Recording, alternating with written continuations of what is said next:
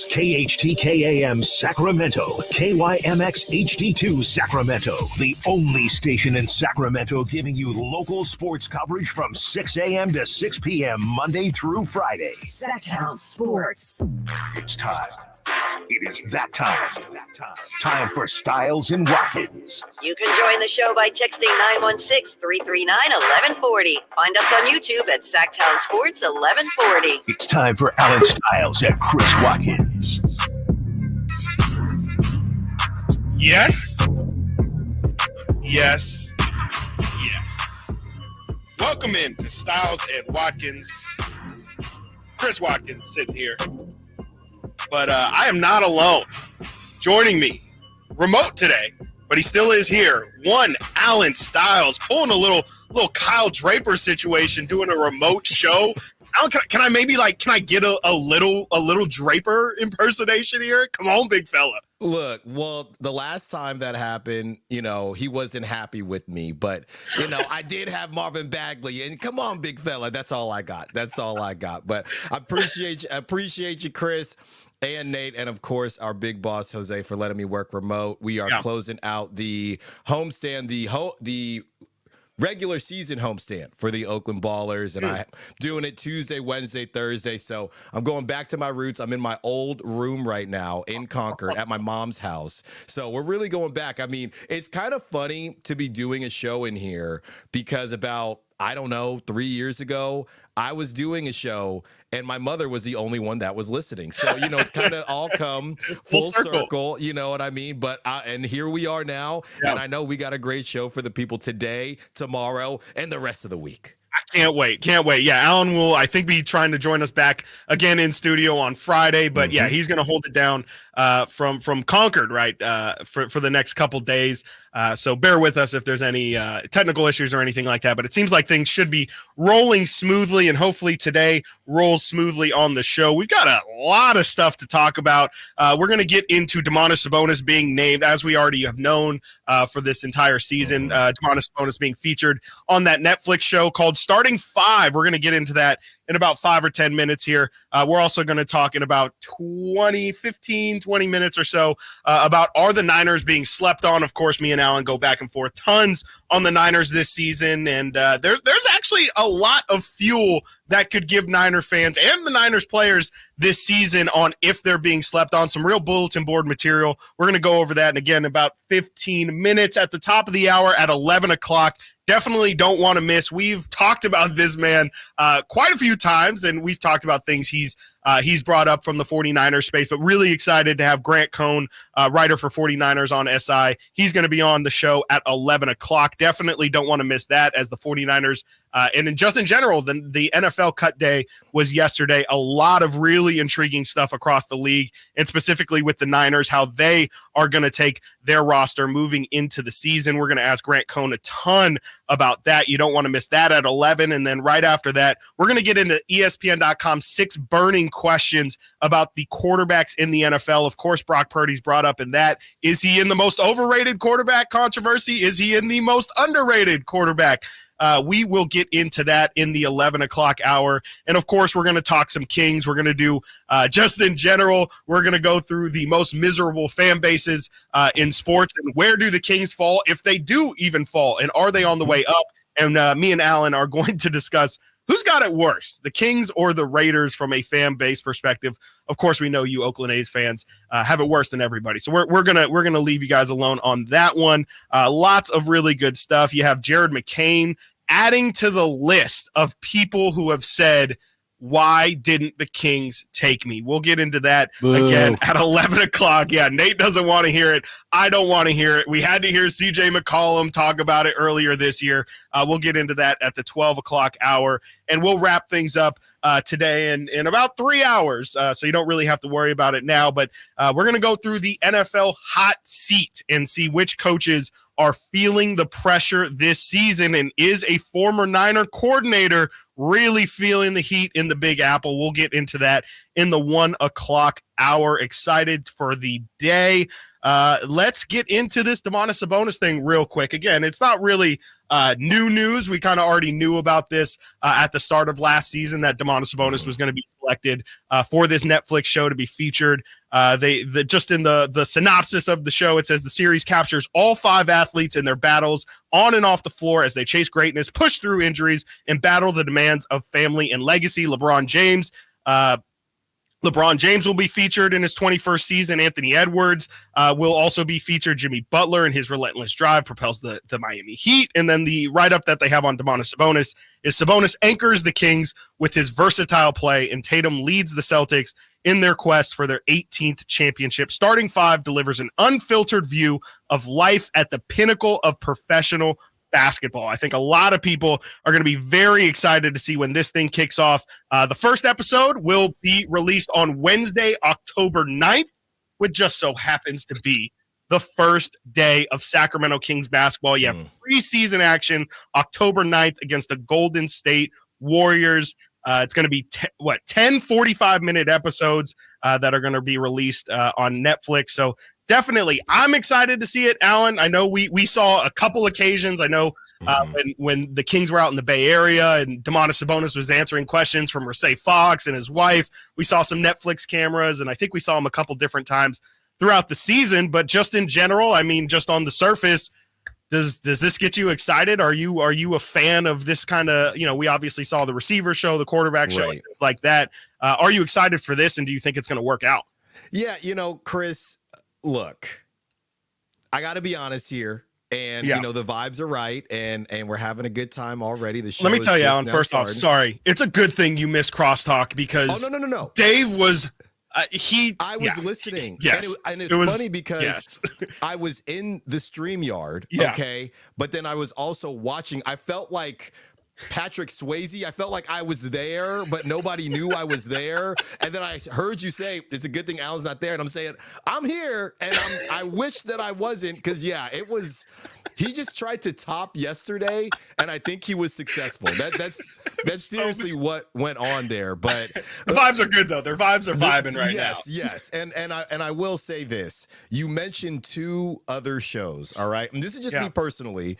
The receiver show, which I didn't watch, and the quarterback show, which I watched about an episode or maybe 2. Okay. And for me, I struggle, and we talked about this before, I personally struggle with watching things when I already know how it ended. You know what I mean? I mean, we know, because this is based on last season. Right. So we know how everything ends, and I struggle with that personally. That's just me. I know there's going to be some things that get shown that maybe we wouldn't typically see. Right. So I get that too.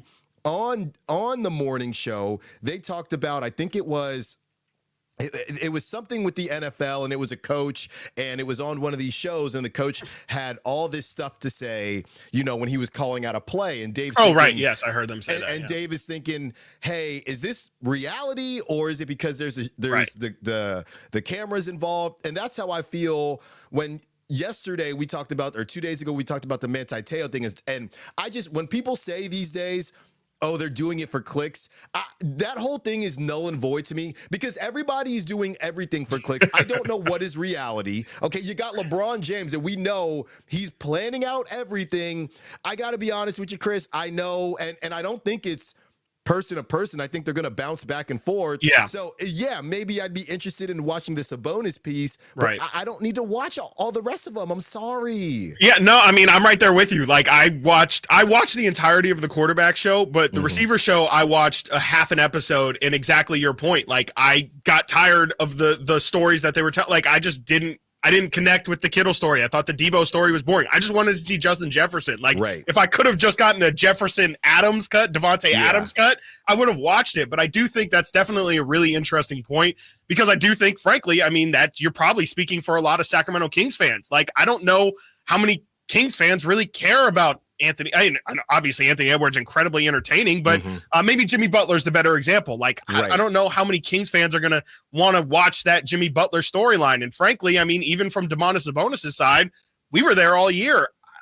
I mean, he had the double-double streak, which was obviously incredibly impressive. But in terms of television entertainment, I don't really know if there was anything that I would say from last year that Sabonis really, like, that was a really poppin' storyline. I mean, it'll be interesting to see, I guess, like, if they show locker room stuff, after Malik Monk goes down, how was the emotions of the locker room? But, the problem with these kind of shows these days is we're probably not even going to see those kind of things, right? Like, I mean, Hard Knocks has started to take out people getting cut and things like that.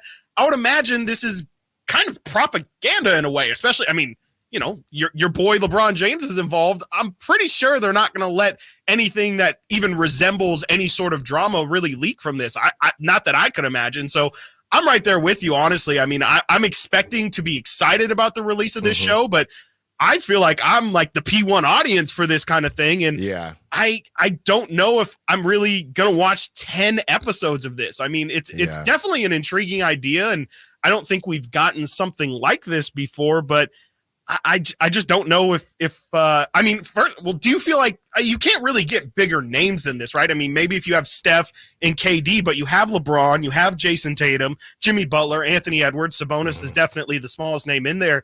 Is it maybe the names that, like, if this is the LeBron, Steph, and KD show, does that do more for you? No, because I think at the end of the day, and to get back into my Draper bag, if you will, I know that he thinks he's the LeBron James of the station. Yeah, but I'm sort of LeBron James, of the station, trying to boost the rating. Yeah, I gotcha. So I gotcha. LeBron James, I think right now for me.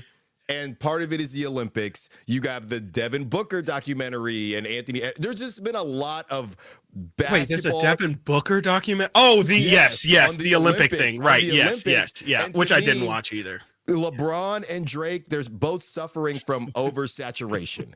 And I'm just not sure what LeBron could show me on this show that we haven't at least heard about, or he's got his shop show, which we have some of that sound later today. Yeah. He's got so many things right now, so that's just what it is. I'm what it is. 100%. I mean, I think the LeBron story has been told. I mean, especially in year 21, like I don't really know again what is the storyline to follow there. It'll be interesting. I mean, I'm sure again there'll be some things that we haven't seen before in terms of access and things like that, but I don't know if I'm expecting this to really have the same kind of pull that Hard Knocks has had in the past. I don't really think this is going to be, as big as the quarterback show, and I wonder if it'll even be as big as the receiver show. I think there's definitely going to be some general interest, but kind of like you said, I mean, we know how this story ends. We know that it ends with Jason Tatum raising the trophy, and the funny thing is he wasn't even the MVP. So maybe that'll be an interesting storyline to follow in the last episode, but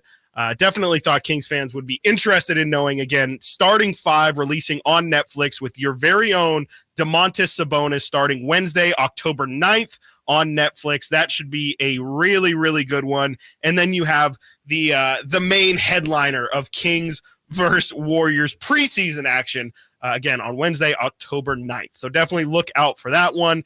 And look out, 49ers, because you might have been passed. You are no longer the apple of everyone's eye, and the Niners have caught some criticism here. Me and Alan discuss, is it actually justified this year? You're listening to Stiles and Watkins right here, Sactown Sports. You never know what you might hear when listening to a Sacramento Kings game. Out of Keegan, going for another triple. Man, is he feeling it. Keegan, can he do it? Yes, there's number 11. Keegan Murray. Keegan steps back. He just knocked down his 12th three-pointer, a Kings franchise record. He's got 45 points. Never miss a moment of Sacramento Kings basketball with Sactown Sports and the Sactown Sports app. What's up? We're talking to Chad Hoblet, Hoblet Dodge, Chrysler, Jeep, Ram, and Woodland. What's going on for Hoblet's Labor Day sales event?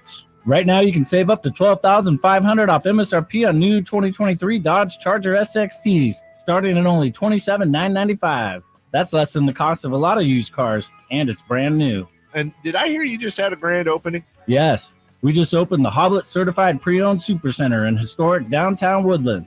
We have over 200 used cars available and over 80 under $20,000. Whatever car you need, Hoblet can help. You've got to see the new Hoblet Certified Pre-Owned Supercenter. Search, select, and save through their whole inventory at HobletDodge.com. Unbeatable prices, unbeatable selection. Nobody beats Hoblet, period. 12,500 total net savings after $39.20 factor rebates and $85.80 dealer discounts. Rebates may include $1,000 Hoblet trade-in assistance coupon. Must trade a 2005 or newer vehicle with less than 160,000 miles. Only available while supplies last. 5 of the net savings, $27,995. Sample VIN 666-710.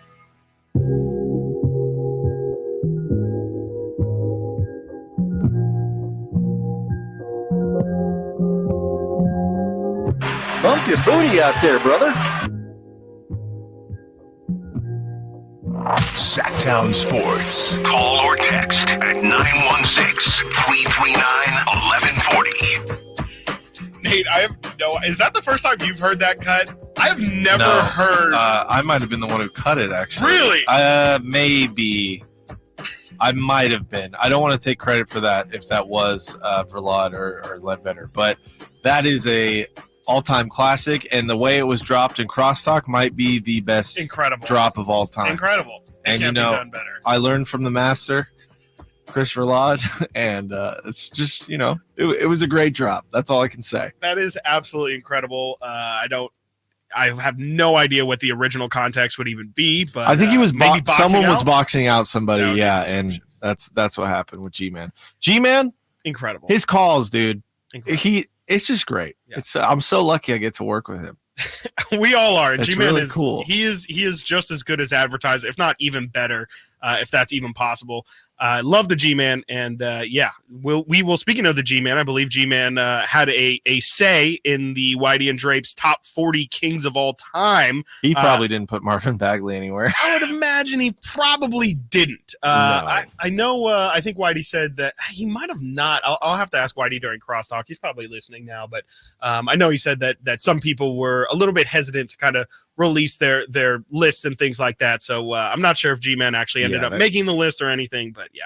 Yeah, no, I'm pretty sure Whitey said that just in general about certain guys who didn't want to make anybody feel bad. Right. But I was just going to say, Chris, G-Man, also pretty good follow on Twitter. Dude. Just to see him out in the wild. I mean, when he's traveling, that food he posts. Food. Oh my gosh. Yeah. Funny That enough, guy's Chris, been everywhere. I did want to say before we get into it. Yeah. Kind of weird. We hadn't really talked, and we're both wearing a green shirt. That's kind of interesting. I don't. Mine is like maybe in person. It's not. I wouldn't describe this as green. It's kind of like a. What I don't know. that? It's. I guess maybe it's kind of like an army green. So I guess so. It's a little bit more beige, I guess. But I don't know if beige is the right color. But yeah, I don't know. I don't know if I would. I'll have Nate look at it during the break. I don't know if I would describe it as green. Wow. Okay. I don't know. Well, then just be the camera. The camera. Sometimes no, dump that, Nate. Dump what I just said. Just oh dump it. man, I clipped it. It's already tweeted out. It's out. Go check it out on Sactown Sports Twitter. You can also follow us on YouTube as well. Subscribe to us on YouTube, where we have our live streams every day. And as we have guests like Grant Cohn at 11 o'clock, you can check out. We also have a giveaway today. We also have a giveaway today as well, which you do probably want to listen on the AM on the more typical old-fashioned style, just because there is a little bit of a delay if you're looking to win. We have Tom Segura tickets today, so if you are interested in getting those Tom Segura tickets, I believe we'll be giving away those at around the 1 o'clock hour. So definitely want to be listening to your more traditional radio styles at around 1 o'clock if you're interested in winning those Tom Segura tickets. And again, yes, Grant Cohn will be joining us at 11 o'clock to break down some Niners, which is exactly what Alan and I are about to do right now. For those just tuning in, thank you. And Alan is joining us remotely today, so I will be kind of orchestrating the show a little bit, and definitely going to get a lot of Alan today. So don't worry if you're looking for your fix of Stiles Espresso. And the question is, come on. Look, I mean, we're not doing the segment, but we can still make reference to it. We'll see. Friday. Yeah. Friday we'll cook. We got to get a new scream drop from this week, Alan. If you're going to be down there and not be doing the show, you're still doing the shows, but that's true. You're not going to be physically present. You got to give us some content while you're down there. So that's true. Yes, definitely. If you're in the Oakland area or looking for something to do, definitely go stop by the Ballers games these next couple days. You can go see our guy Alan Stiles tell you to scream your head off. Both of our shirts are green. There you go. Drop top, raindrop. All right. There you go. Are the 49ers being slept on, or is all of the criticism justified? Alan, we've had Chris Sims say that the Niners have the fourth most talented roster in the NFC. Nick Wright yesterday or I think it was this morning, said that he has the Niners winning 10 games and finishing second in the NFC West. Manti Te'o, we played that clip the other day of him just kind of saying the vibes are a bit off, and the Niners might not be as focused as they need to be with everything going on. And just in general, I mean, there's been tons of people who just think that there's too much drama going on. Experts, as we talked about yesterday with an NFL list, and I think we're going to talk about it again today with a different list. Brock's been called overrated by many, many, many writers out there. At this point, I mean, to be honest with our listeners, and if you listened to Stiles and Watkins throughout the football season last year, I mean, you heard us be pretty critical about the Niners, and specifically Niner fans kind of making up narratives of people saying, oh, you guys, y'all, this ain't your year. You guys ain't got it. And we didn't. You and I would say we don't really see that much. Everybody's saying you guys are the best team. It's just a matter of you need to get it done. With all of those things that I just listed out of we can play the audio. There are literal receipts of these guys saying they don't believe in the Niners this year. We know, I mean, we've talked about Brandon Aiyuk just about every single day. Yeah. Do you think all of this talk is justified because of the Super Bowl hangover, because of the Aiyuk and Trent stuff? Or do you feel like it's a bit overblown, and once week one happens, odds are McCaffrey's going to be fine, Trent Williams might be out there, and who knows, maybe the Aiyuk situation is already wrapped up. Do you feel like this is overblown or justified? Yeah, I mean, I think at first we just played the Manti Te'o earlier this week, and I essentially agreed with him. Now, I agreed with his larger point because Whitey essentially, he said, I didn't call him an idiot, but what he said was something an idiot would say when it comes to the NFC West in particular. As far as the NFC is concerned, I get what Manti was trying to say. But with that being said, I do think we're moving a little bit too far here. We're getting a little bit too close to, all right, let's pump the brakes a little bit. Chris Sims, most talented roster in the NFC. In the NFC? That's nuts to me. So as much as this pains me to do, and it actually pains me even more because I can't see Nate's little grin as I'm about to say this. It pains me to say this, but the Niners actually have true bulletin board material for this season. That's where this is going. And I get the Vegas odds. They still have the Niners winning the NFC West. They still have the Niners. We get all that. But that doesn't matter. The Niners, they don't need that. All they need is enough talking heads not believing in them. And that's exactly where we're going. And I do think that this is a season where the Niners can say, oh, okay, you think we're done? Just like Trent Williams wants to get paid. You think we're done? We'll show you who's done. So I actually think this is a real situation. Not those other situations last season where I can't even remember who it was, but nobody's picking us against the Packers and not any of that fake stuff. This is real deal. These guys, they're getting hated on a little bit, and I gotta tell the truth here, Chris. I think it might end up helping them. They still need to get Aiyuk and Trent Williams back, to be fair, but assuming they do, I think they could rock and roll, because a lot of people are the drama and this and that, and I think Whitey had said, if they get them back, we don't care about the drama, but they have to get them back first, to be fair. Yeah, no, I mean, I think that's perfectly said. I mean, I definitely think that in a weird way, like this is, like you said, this is actually bulletin board material. This can actually help the Niners. Like if you are a little bit emotionally fatigued from the run, or from, a little exhausted from trying to get your spirits up and hopes up for the past 3 years, and they just kind of get crushed, bulletin board material is the kind of thing, like you said, that'll have, they think I've fallen off. Okay, well, I'm going to go show them this year. And, the Niners have shown to be a really good team when they kind of band together and really are focused on a common goal. Last year, they pretty much ran through the NFL until they met injuries or kind of got bored. And there was, of course, the Ravens game as well. But I think there isn't any reason to believe, especially if everybody's out there playing, that they won't be the successful team that they were last year, that they were the year before that, and that they've been for really, the last 4 or 5 years. The Niners have been at the top of the game. So it definitely feels like, to me, it's been a bit overblown. And, we'll see. I mean, we will see very, very soon here. Week 1, they play the Jets. That'll be a formidable opponent to see if the Niners really are a little bit distracted or if they still are on their championship game. Coming up next, like we talked about, I mean, there is no doubt that the Niners have been a big talking point all summer long with this Brandon Aiyuk stuff. And Mike Garafolo gives us as much of a Brandon Aiyuk update as you're going to get these days. And then we're going to play Steve Young. We meant to play it yesterday. Steve Young has some very, very strong words for Brandon Aiyuk. You don't want to miss that. Coming up next, Stiles and Watkins, Sactown Sports. On the move? Got somewhere to be? Take Sacramento Kings basketball with you. The Sactown Sports app will let you stay connected to your passion. Never miss a moment of Sacramento Kings basketball with the Sactown Sports app. You go into your shower feeling, but as soon as you reach for the Irish Spring, your day immediately gets better. That crisp, fresh, unmistakable Irish Spring scent zings your brain and awakens your senses. So when you finally emerge from the shower, 37 minutes later, because you pay the water bill so you can stay in there as long as you want, you're ready to take on the day and smell great doing it.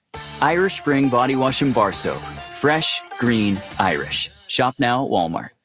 I can't believe tax season is here already. Look at all this info I have to enter. Phil's small accounting firm is growing in numbers. Why didn't I take that typing class in high school? A data entry specialist could really help him in a crunch. I got blisters on my fingers. Indeed can help him hire great people fast. I need Indeed. Indeed you do. You can schedule and conduct virtual interviews all from your employer dashboard. Visit Indeed.com/credit and get $75 towards your first sponsored job. Terms and conditions apply. I just don't like going to church, man. I don't like the people there. People at church have like coworker vibes. Ralph Barbosa, the super cool ass tour. Like some of them are cool, but most of them, they're just being fake nice because they want that promotion. Like if those are the people that are going to be hanging out in heaven, I just go to hell. Saturday, September 7th, the venue at Thunder Valley. Get tickets now. For tickets, visit ThunderValleyResort.com. Don't miss the hilarious Ralph Barbosa live. Sacramento, Dierks Bentley's coming to town. Getting drunk on a plane. For his only show in California this year, Saturday, September 28th at Heart Health Park for Country in the Park 2. What was I thinking? And he's bringing some friends. Parmalee. Close your eyes for this. Tyler Rich. Dasha. And more. Saturday, September 28th at Heart Health Park. Get your tickets today before they're sold out at CITPFest.com. Brought to you by the California Army National Guard and Red's Pizzeria and Tap House. Labor Day savings now at Maida Chevy with $12,000 off MSRP on every new Silverado half-ton Turbo Max in stock after rebates. $12,000 off every Silverado LT Turbo Max at Maida Chevy with at least 5 at this price. Labor Day savings up to $12,000 off MSRP exclusively at Maida Chevy at MaidaChevy.com. Sacramento Silverado headquarters. Together, let's drive. Not available with special financing, lease, and some other offers. Must trade in 2010 model year or newer. Ends 9/3/24. Made a great deal of me.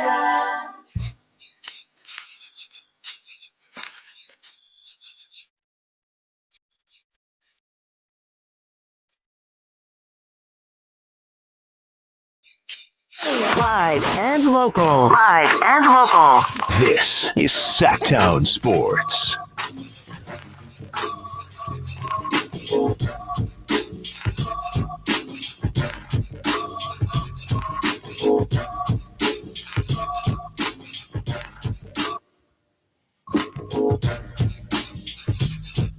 Stiles and Watkins. And here we go. Be ready. Here's my favorite segment of the day. Here's the point where we're going to give you an update, and we have to call it an update because technically it is an update, but guess what? No banner? No new news. Oh, No nothing. man. Yeah, definitely. Oh, this is not breaking. This is, you know what? Honestly, it's gotten to the point where, and you know how I am with that breaking news sounder, I am willing to play it because it is such a troll that we keep getting told that these are updates, and we pretty much just get what Mike Garafolo has to say here. It's again not it's called an update, but not really an update. We talked about CeeDee Lamb getting done. Now we're watching Jamar Chase. We're also watching Brandon Aiyuk and Jamie Hurdle. I can't tell you how many times I thought this Aiyuk thing was going to be resolved one way or another, whether it was a trade or a contract extension, and we are still stuck in the mud here on Brandon Aiyuk, who is on the roster because he reported to training camp. Trent Williams, who I'll get to in a second, is not counting against the roster. So at this point, they get into the practice schedule this week, and they're going to practice this afternoon, and sort of the understanding was that at this point he would practice, so we're going to have to see if he's on the field this afternoon with the San Francisco 49ers. But again, no closer to an extension or a trade there than we were the last couple of weeks. On to Trent Williams, who seems like he is intent on proving his point that he deserves more guaranteed money and a raise on that contract, expected to make around $20 million this upcoming season. Perhaps he will carry that into the regular season. Then there's Hassan Reddick, whom Robert Saleh, the Jets coach, still held out a little bit of hope that something could be resolved before the start of the regular season. But Reddick and the Jets both seem to be dug in. The Jets don't want to negotiate with Reddick until he shows back up. And I got a question for you guys. Yeah, what's up? All of this relates to week 1, the Niners Jets, right? Yep. Who, if I could get a tier list from you guys of all 3 players, Hassan Reddick, Trent Williams, Brandon Aiyuk, most likely to play. Oh my gosh. Most likely to play. I personally think Hassan Reddick is the least likely to play. Yeah, I think he's last. But I'm curious what you guys think. Alan, if you don't have a thought, I can go first. Yeah, in my mind, it's probably going to be Trent because the Niners just know the leverage situation. So I think it's going to be Trent, but I don't really feel confident in any of the 3 of them. Yeah, I think I would probably agree with you, Alan. I think I'd go Trent 1, Aiyuk 2, Hassan Reddick 3. Reddick to me is 3 definitely because he has made it very clear he doesn't want to play for the Jets. He has not shown. I don't even know if there's been a pic. He's almost like Jalen McDaniels, right? It's like has this guy even taken a picture in a Jets outfit like at all? Does anyone know if he actually is technically a Jet? I don't think there's any way Hassan Reddick plays. The Aiyuk thing is interesting, Nate, or even Alan. I kind of wasn't sure there. Did Garafolo kind of say that Aiyuk is supposed to practice this week? Like, did he say that the plan? I think I heard in there that the plan is was initially for Aiyuk to return to practice this week. Not sure what that's about. Maybe we can get some updates as Niners practice is going to be a little bit later today. Right. We know that Aiyuk has obviously shown up to practice, but as we know, he continues to get fined every practice he misses out on. And once those game checks start getting missed, that's really where things are going to get really squirrely. But yeah, to answer your question, Nate, I would definitely think Aiyuk is probably in the middle there. Yeah. But there might be a case for him to be number 1 on that tier list because, Trent is not like Trent is on a golf course from everything we've heard. And, he's 30 and, is 39 years old. It wouldn't surprise me if, at this point, the season starts next Sunday. I think we're like 12 days away from their game. Is it okay to be concerned on if conditioning wise he can get there at this point, the days are going to keep going down and it doesn't seem like this thing's going to end anytime soon. I would put maybe the first practice for Trent Williams at best for next Monday. You're just going to give him a week of practice? Obviously it's Trent Williams. He's the best left tackle of this generation, but I don't know if I trust that 7 days is enough on either guy, even Brandon Aiyuk. So I'm not sure on that one. Well, I would say this. The tier list would change based on who has the most to lose. Because I feel like based on who has the most to lose, it's probably Brandon Aiyuk. I think Brandon Aiyuk has the most to lose. He's a wide receiver. What's a Salou? What's a Salou? The most Salus? to lose. The most to Oh, lose. excuse me. I thought you were saying solution like a salute. Excuse I do like me. to cut off words, but that was not. Excuse me, that's Alan. not I one thought of we those were getting things. some Stiles espresso. My bad. No, if you guys want it, I can cook it up. But anyway, I think that Aiyuk has the most to lose. There you go. Because based on what we've seen, there are not a lot of teams. There are a lot of teams that if Trent Williams was available, now would he want to go to those teams? Probably not. Hassan Reddick, the Jets thing, not to get off topic here, No, you're but good. that's such a bizarre situation. I know we've talked a little bit about it before, but at the same time, I'm just not really understanding why you traded for somebody who wanted a new contract and then said, yeah, we're not giving you that contract, and just thought he'd change his mind. I don't. So the Jets thing to me, just super bizarre. But Hassan Reddick, he can sit there and somebody will go get him and somebody will pay him, because we know how much you need to get after the quarterback. So because of that, if the tier list was going to change for any reason, I think Brandon Aiyuk would even move to number one, because I feel like Brandon Aiyuk has the most to lose.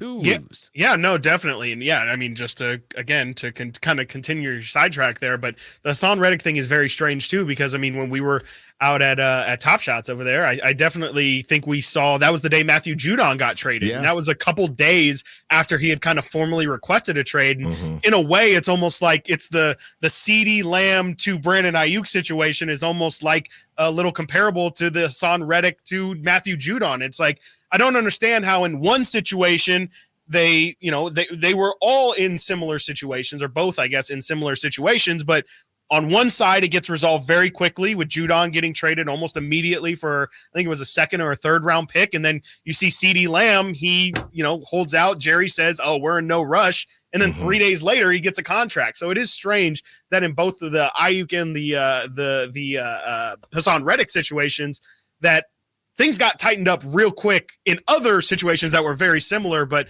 seems like those ones have something unique to it that just isn't allowing it to go through. And I think the Hassan Reddick situation, for what it's worth, has been going on just as long pretty much as the Brandon Aiyuk situation, it feels like, in terms of intensity. That thing's been on about 10 for a couple months now, and it's weird that nothing has shaken. And it's a good point. I mean, yeah, with the season right around the corner with them as well, doesn't seem like Hassan Reddick is any closer to getting on the field than any of those other guys we listed. So that's definitely something to monitor. And yeah, for you 49er fans out there, definitely is a good positive. Not that the Jets really ever had him again, but good that they won't have an incredibly dangerous pass rusher, especially if Trent Williams won't be suiting up week 1.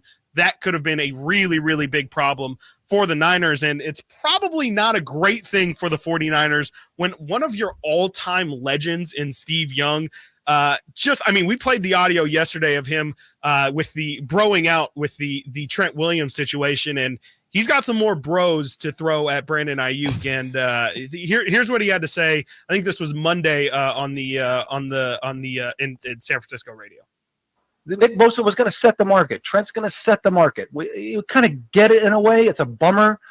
Like, I wish that Trent would have done this earlier, or the 49ers, and I get all that.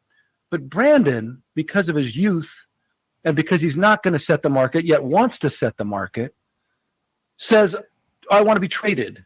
And then goes through this, I don't know how to put it, but it was like, bro, like, if you want to tear up the contract and do something big, then you might want to pick, you might want to go the 5th year and go prove it out, like, to make sure that everybody's on board with you setting the market.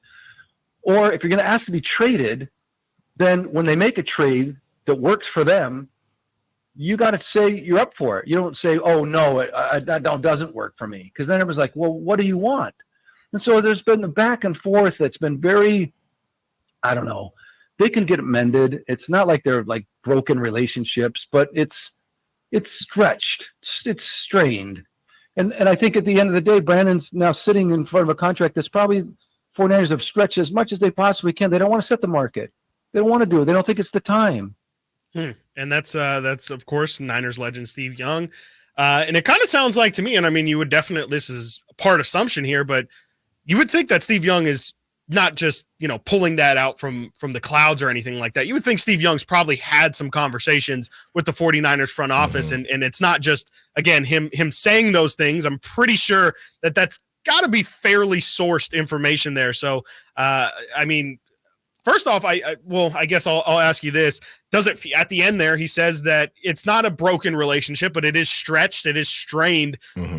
Is that a little bit concerning to you, or kind of, I mean, I guess Steve kind of says it there. Like, do you think that, you get the contract done and everything is kind of forgotten after that? Yeah, but I'm just not even sure that Aiyuk is trying to set the market. They tried to give him $26 million, and that was under the market. He's just trying to get to the market. Right. That's what we had heard. Now we're not going to get into the whole the guaranteed money over and over again. As far as your question, Chris, there's just no way I could see this as not being strained. I'm sorry. Yeah, I cannot say. I think it's strained. Been going on for months. Yeah, it's been going on for months. So I have no clue how. If they were going to give him that money, I feel like they would have already given him the money. So I'm just very confused as to, after all this, we're just going to sit there and after all that, we're just going to sit there and give him the money. Yeah. And just act like this was all, because that was the whole thing. And a lot of people were saying that about CeeDee Lamb. There's all this huffing and puffing and Jerry saying, okay, we're not in a rush to do anything. But then they said, fine, we'll just sign him. And the CeeDee Lamb thing, that didn't even last as long. And it was much cleaner. There was no trades involved and things like that. So that's a situation that I think Steve Young is talking about. When you got trades and Jaden Daniels sending you Commanders tape and all this stuff, when you have all that going on, that's a different situation to a CeeDee Lamb. So, and then I completely forgot about the not just the DAP. Okay, the DAP heard around the world. Then you had, what was it, the Michael Silver article where he said that Shanahan was bothered, has been bothered. So this is way more complex than just, we're just going to sign the dotted line, because I don't think they want to, or they don't want to sign it. And it feels like, all right, we re-engaged conversations. That was after the Mike Silver article. Then it was the issue with the fourth year. So I think at that point, honestly, Chris, that's probably when the Niners started feeling like, all right, Brandon, we're coming to you in good faith now. Yeah. And now you're kind of just trying to see how far you can get away with this stuff. And I don't know the details, but that's how it's coming off. No, and I mean, that's kind of what Steve Young said at the end there. He's like, the Niners have, it's to the point now where the Niners have looked under every couch cushion. They have found every single penny that they can find to give this guy. And maybe it is Brandon Aiyuk really, again, I mean, maybe it's intentional, but maybe he really is trying to stretch, I guess, that relationship. Maybe he is trying to say, I just don't believe you. Like, I don't believe that you've really looked for every single dollar you can find for me. And I don't agree with it, but I guess it's his right to try and get as much money as possible when you do see the Niners have thrown out big money to all the guys that they find important. So maybe there is a little bit of pride that needs to be put aside there. And I do think it's a little bit strange that Steve Young said, why wouldn't he just play on his fifth year? Well, that's because I if things don't go well, he might not get the same money. And also, if I'm not mistaken, Brock's contract will also be up. And so he'll be it's not going to be, I don't think it'll be up, but Brock will be up for the new contract. Right. And I don't think they're going to want to dole out $60 million to Brock and then this potential $28 to $30 million for Aiyuk next summer. So don't know exactly how that'll all play out, but we'll continue to cover it. And hopefully at some point we can actually play that breaking news soundbite and finally be done with both of these, at this point, both of these holdouts with Brandon Aiyuk and Trent Williams. Coming up next, you already know Whitey and Drapes, their list is underway. They released 40 to 31 yesterday. We go through their list. I'll tell you who I had on my list. And the other day, we talked about the most underrated and overrated king. Today, we will talk about the best and who was voted the worst Sacramento King of all time. You're listening to Stiles and Watkins right here, Sactown Sports. The only place you'll find Keegan Murray is Sactown Sports. Out to Keegan Murray, straight away for three, and Keegan knocks down the triple. Hey, Sacramento, it's Keegan Murray, and you're listening to the home of Sacramento Kings, Sactown Sports. Your local sports leader. I didn't ask to be thrown in the streets with nowhere to go. I didn't think I'd survive. But I did ask for help, and Covenant House was there for me. 1 in 10 young adults will experience a form of homelessness this year. For these kids who didn't ask to be put in this unthinkable situation, Covenant House is there. Covenant House helped me break the cycle of homelessness in my family They gave me the love that I needed. Over 2,000 young people will sleep safely in a Covenant House bed tonight. When youth who are experiencing homelessness have a hot meal, a safe place to sleep, medical care, and love, they can overcome heartbreaking challenges and have a brighter future.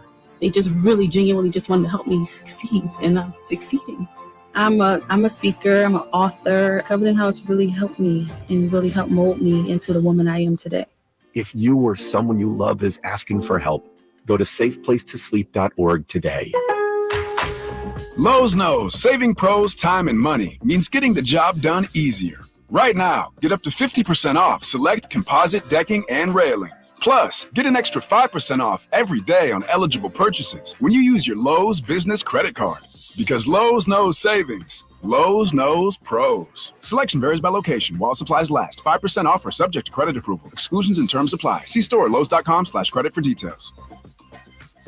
Get in the zone, AutoZone. Welcome to AutoZone. What are you working on today? Using the Labor Day weekend to get some work done?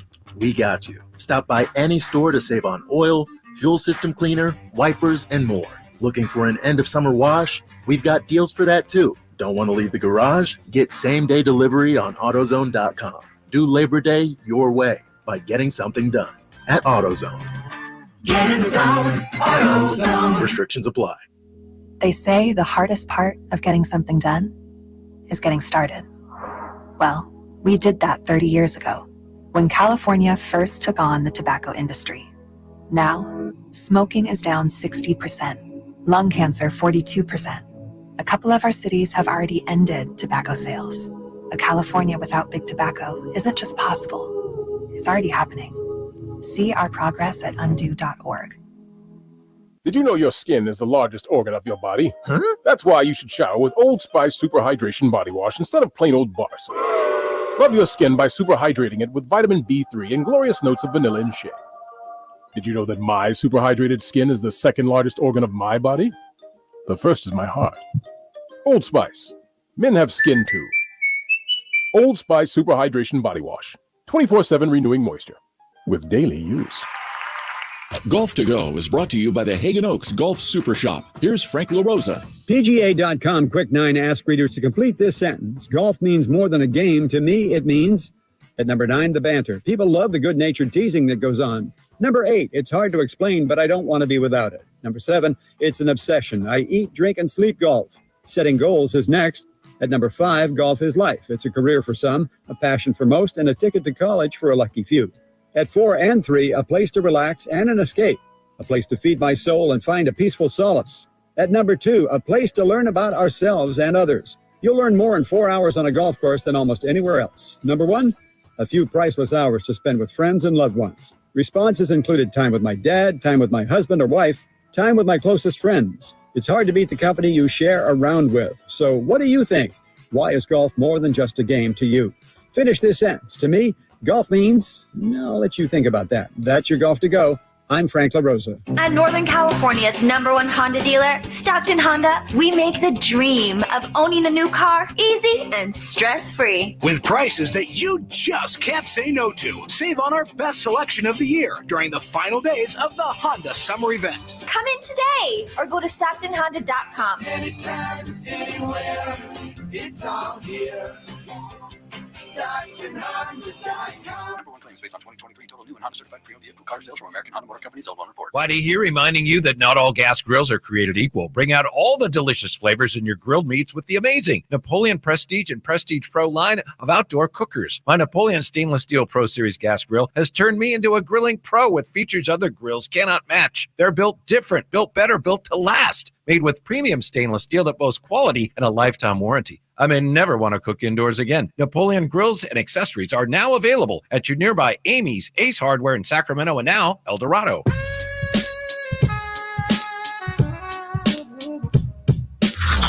Sactown Sports. Check us out on YouTube. Search Sactown Sports and subscribe. Stiles and Watkins. Alan is here. I know you're hearing my voice. Chris Watkins here. Alan is joining us remote today and tomorrow as well, so he will still be here. You just might hear him a little bit, just a tiny bit less. But I've got some. Just saw this tweet pop up on my timeline, and this one just screamed Alan Stiles to me, just the way that it was written. UDFA 6'8" tight end Mason Pline is signing with the 49ers practice squad. That's per Larry Krueger. But the thing that makes me that just screamed Alan Stiles to me is this is written from 49ers Sports Talk. It's a 49ers page that just kind of posts news. It's 49ers and NFL news 24/7. They say the Niners purposefully didn't feature Pline during the preseason, they're told, because they see him as a key player in the near future. So, Alan, we've now gotten to the point where light years ahead, the Niners can just see somebody, diagnose that they are going to be a future problem, and just not play them in the preseason, even though they're an undrafted free agent, because that's how good they are. Chestnut checkers. That's what I'm saying, man. This is, and look, if you're just joining the show, you missed me be as nice as I've ever been to the Niners and Niner fans, and now I'm regretting that already, because what is this? What is that? What is that? I love it. I love it so much. I mean, yeah, the thought of just like, we intentionally didn't play this undrafted free agent because we knew. We saw it and we knew. And because we'll definitely we've been so good with tight ends in the past as well. Fantastic. I mean, we'll talk. We're going to talk with Grant Cohn in about 10 minutes here. So definitely stay locked in with that. Grant, of course, covers the 49ers for Sports Illustrated. And we're definitely going to ask him about that because, the Niners have invested quite a bit into that tight end spot. And at least on the official 53-man roster, they were only carrying 2 tight ends. And it was, of course, George Kittle, but I think a lot of people were expecting them to maybe, keep a couple tight ends that they just didn't. And so, maybe apparently they had their eyes set on this undrafted free agent who is just going to be the new George Kittle. So, or maybe the new Jimmy Graham or something at 6'8". That's pretty crazy. Or so Gronk. Or Gronk. Why stop there? Yeah. Can why I ask not? a quick question, and Please. then we can get to the Kings and Whitey and Draper, because I got to roast Draper, by the way. Yes. Can I ask a quick question? As big of a hit, and we're talking about Hall of Famer from George Kittle, as big of a hit that was in the 5th round, have the Niners been bad enough with tight ends since then that we're to the point where that's evened out? We're talking about a Hall of Famer, but they've been so bad with tight ends since picking up George Kittle. How much grace are they still going to get for drafting tight ends? Because they drafted one Hall of Famer, but the rest have not even been playable. No, and I mean, you can throw Vernon Davis into that too. Yeah, I mean, Vernon he was the Davis. 6th overall pick. I just looked at 6th overall pick Vernon Davis was. So I don't think you could say, Vernon was fine. He was a slightly above average tight end, or maybe you could say he was at best like a top 8, top 5, top 10, top 5 tight end, at his peak, but it was definitely not living up to number 6, as we see guys like Kyle Pitts also haven't lived up to that. But I definitely think that it's been long enough removed from George Kittle, and they've been actively trying to find that second tight end and haven't been able to find it. It's one thing if you're just, we have a quarterback and, we take 5th round quarterbacks every other year just to kind of roll the dice. No, they are like investing heavily into that tight end position. And, like I said, they only have George Kittle and an undrafted free agent tight end on the 53-man roster. We will definitely ask one Grant Cohn about that again in about 10 minutes or so. You're going to want to hear that interview locked in there, and you definitely are going to want to listen to Whitey and Drapes every single day this week. I think it's during their 4 o'clock hour, but you might want to listen all day in case they switch that up, or in case I'm just wrong. But they've been started to reveal, I guess, yesterday, the top 40 Sacramento Kings of all time. It's a list that I believe they had somewhere near 20 different panelists of journalists, media personalities, and fans compiled their top 40 list. And yesterday we actually got the numbers. They had honorable mentions on Monday, and yesterday they released 40 to number 31. They had Danny Ainge at number 40, John Salmons at 39, Bogdan Bogdanovic at 38, Francisco Garcia at 37, Olden Polynice at 36, Brian Grant at 35, Keegan Murray at 34, Hedo Turkoglu at 33, Kenny the Jet Smith, that is, at number 32, and one Scott Pollard at number 31. I would say just in terms of initial surprises there, a bit shocking. John Salmons makes the list. I know he was a multiple-time king, and I didn't think either. The first stint was definitely better than the second. I didn't really ever feel like John Salmons made that big of an impact, so interesting to see him at 39. Bogey, I think it's great that he makes the list. Keegan Murray at 34 to me is really surprising, Alan. We talked the other day about how I had Tyrese at, I think, 39 on my list, and I regretted that. I regretted that I didn't put Keegan at that spot instead. I mean, I guess what does that tell you? It definitely tells me that there's not a long history of great players, but I mean, what does it say to you that Keegan already, after just 2 seasons, is number 34 on the greatest Sacramento Kings of all time? And of course, he's only going to rise on that list. Yeah, and I was listening yesterday, and I think a lot of them kind of mentioned that Keegan's almost on the list for what he is about to do and not for what he has done. And it's a tough one because it would feel weird to not have him on the list. But do you feel like he's done enough? I mean, another name you said there that was interesting to me, Chris, and I'm looking back at his numbers, and you know, I was about to say that my boy Hedo is too low. Okay? Too low on the list. Go ahead. And then I did look at some, I'm looking at his numbers now, and I guess you could go back and forth. But again, to me, what was he one? Is he one spot ahead of Keegan, or? He is one spot ahead of Keegan. Yes, he is. Hedo is 33. Keegan's 34. Yeah, and he played 4 years in Sacramento. Yeah. So to me, I feel like Hedo Turkoglu is a little bit too low. But as far as Keegan is concerned, maybe a smidge too high for just 2 years. And if he was an all-star in his last year, if he was all-star in his second he's year, top 20. He might be top 15. But even, as presently constructed, maybe a little bit of recency bias there. And I think people just hopeful that Keegan is going to be one of those dudes. I don't know. It's a tough one, but he probably deserves to be on there. Yeah. So maybe we're just nitpicking with where, he's only what, 34. So 34. Yeah. Would you feel better if he was 39? Maybe. Yeah, I mean, I'm okay with it. Like I said, I didn't have Keegan on my list. It was more so honestly, I just didn't think about him. When you're thinking of the best 40 of all time, you're obviously going backwards. I wasn't really thinking in the past couple years. So that's definitely a slip on my bad. But yeah, I mean, Keegan, I'm not terribly upset by it because all the people he's in front of, like, he is a better player than, he's better player than Olden Paul. He's a better player than Francisco Garcia. He's a better player than John Salmons. I think he's going to be and is probably a better player than Bogdan Bogdanovic. But yeah, I mean, he just doesn't really have the numbers to necessarily, I think, justify it, but it makes sense. And then on the Hedo front, yeah, he was a really, really tough one because numbers wise, you want to have him really high. And frankly, there's a couple guys on this list where even like Bobby Jackson only kind of averaged 10 points a game if you look at it on the surface for the Kings, but the impact was just so much more.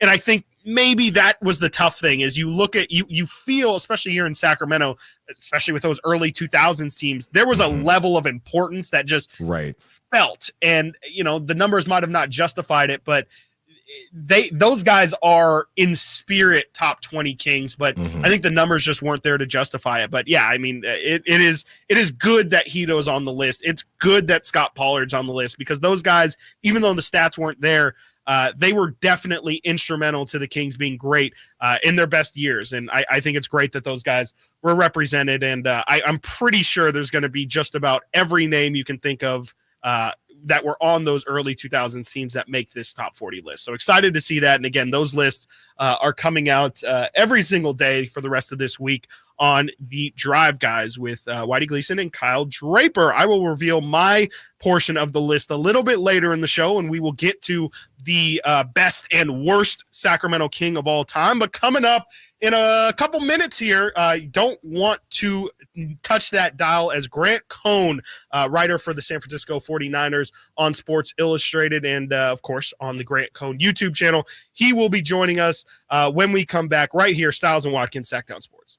Subscribe to Sactown Sports on YouTube and watch the Carmichael Dave Show with Jason Ross, Stiles and Watkins, and the Drive Guys live Monday through Friday from 6 to 6. Plus, view archive Shows and exclusive content. Subscribe at youtube.com/Sactown Sports. What's up? We're talking to Chad Hoblet, a Hoblet Dodge Chrysler Jeep Ram and Woodland. Chad, what's going on for the Labor Day sales event? Get the Jeep you've always dreamed of when you save up to $20,000 off MSRP on all remaining new 2024 Jeep Wrangler Rubicon X and high-altitude 4xe. Whoa, did you really say $20,000 off, plus you save thousands more at the pump? That's not it. You can also save up to $17,000 off MSRP on all remaining new 2023 Jeep Grand Cherokee 4xes and $15,000 off MSRP on new 2024 Jeep Grand Cherokee 4xe. If you've ever wanted a Jeep, now is the time to do it. See their full selection at HobletDodge.com. Unbeatable prices, unbeatable selection. Nobody beats Hoblet, period. 20,000 total net savings after 4250 rebates and 15,750 dealer discount. 17,000 total net savings after 4250 rebates and 12,750 dealer discount. 15,000 total net savings after 4250 rebates and 10,750 dealer discount. Rebates includes 3,750 federal EV tax credit offered by third party subject to change without notice. Consult a tax professional for eligibility. 10 at this net savings. See dealer for details. The feet have a really big impact on how the rest of the body moves. The knees, the hips, the lower back especially. If the foot isn't properly aligned, all of these joints are going to function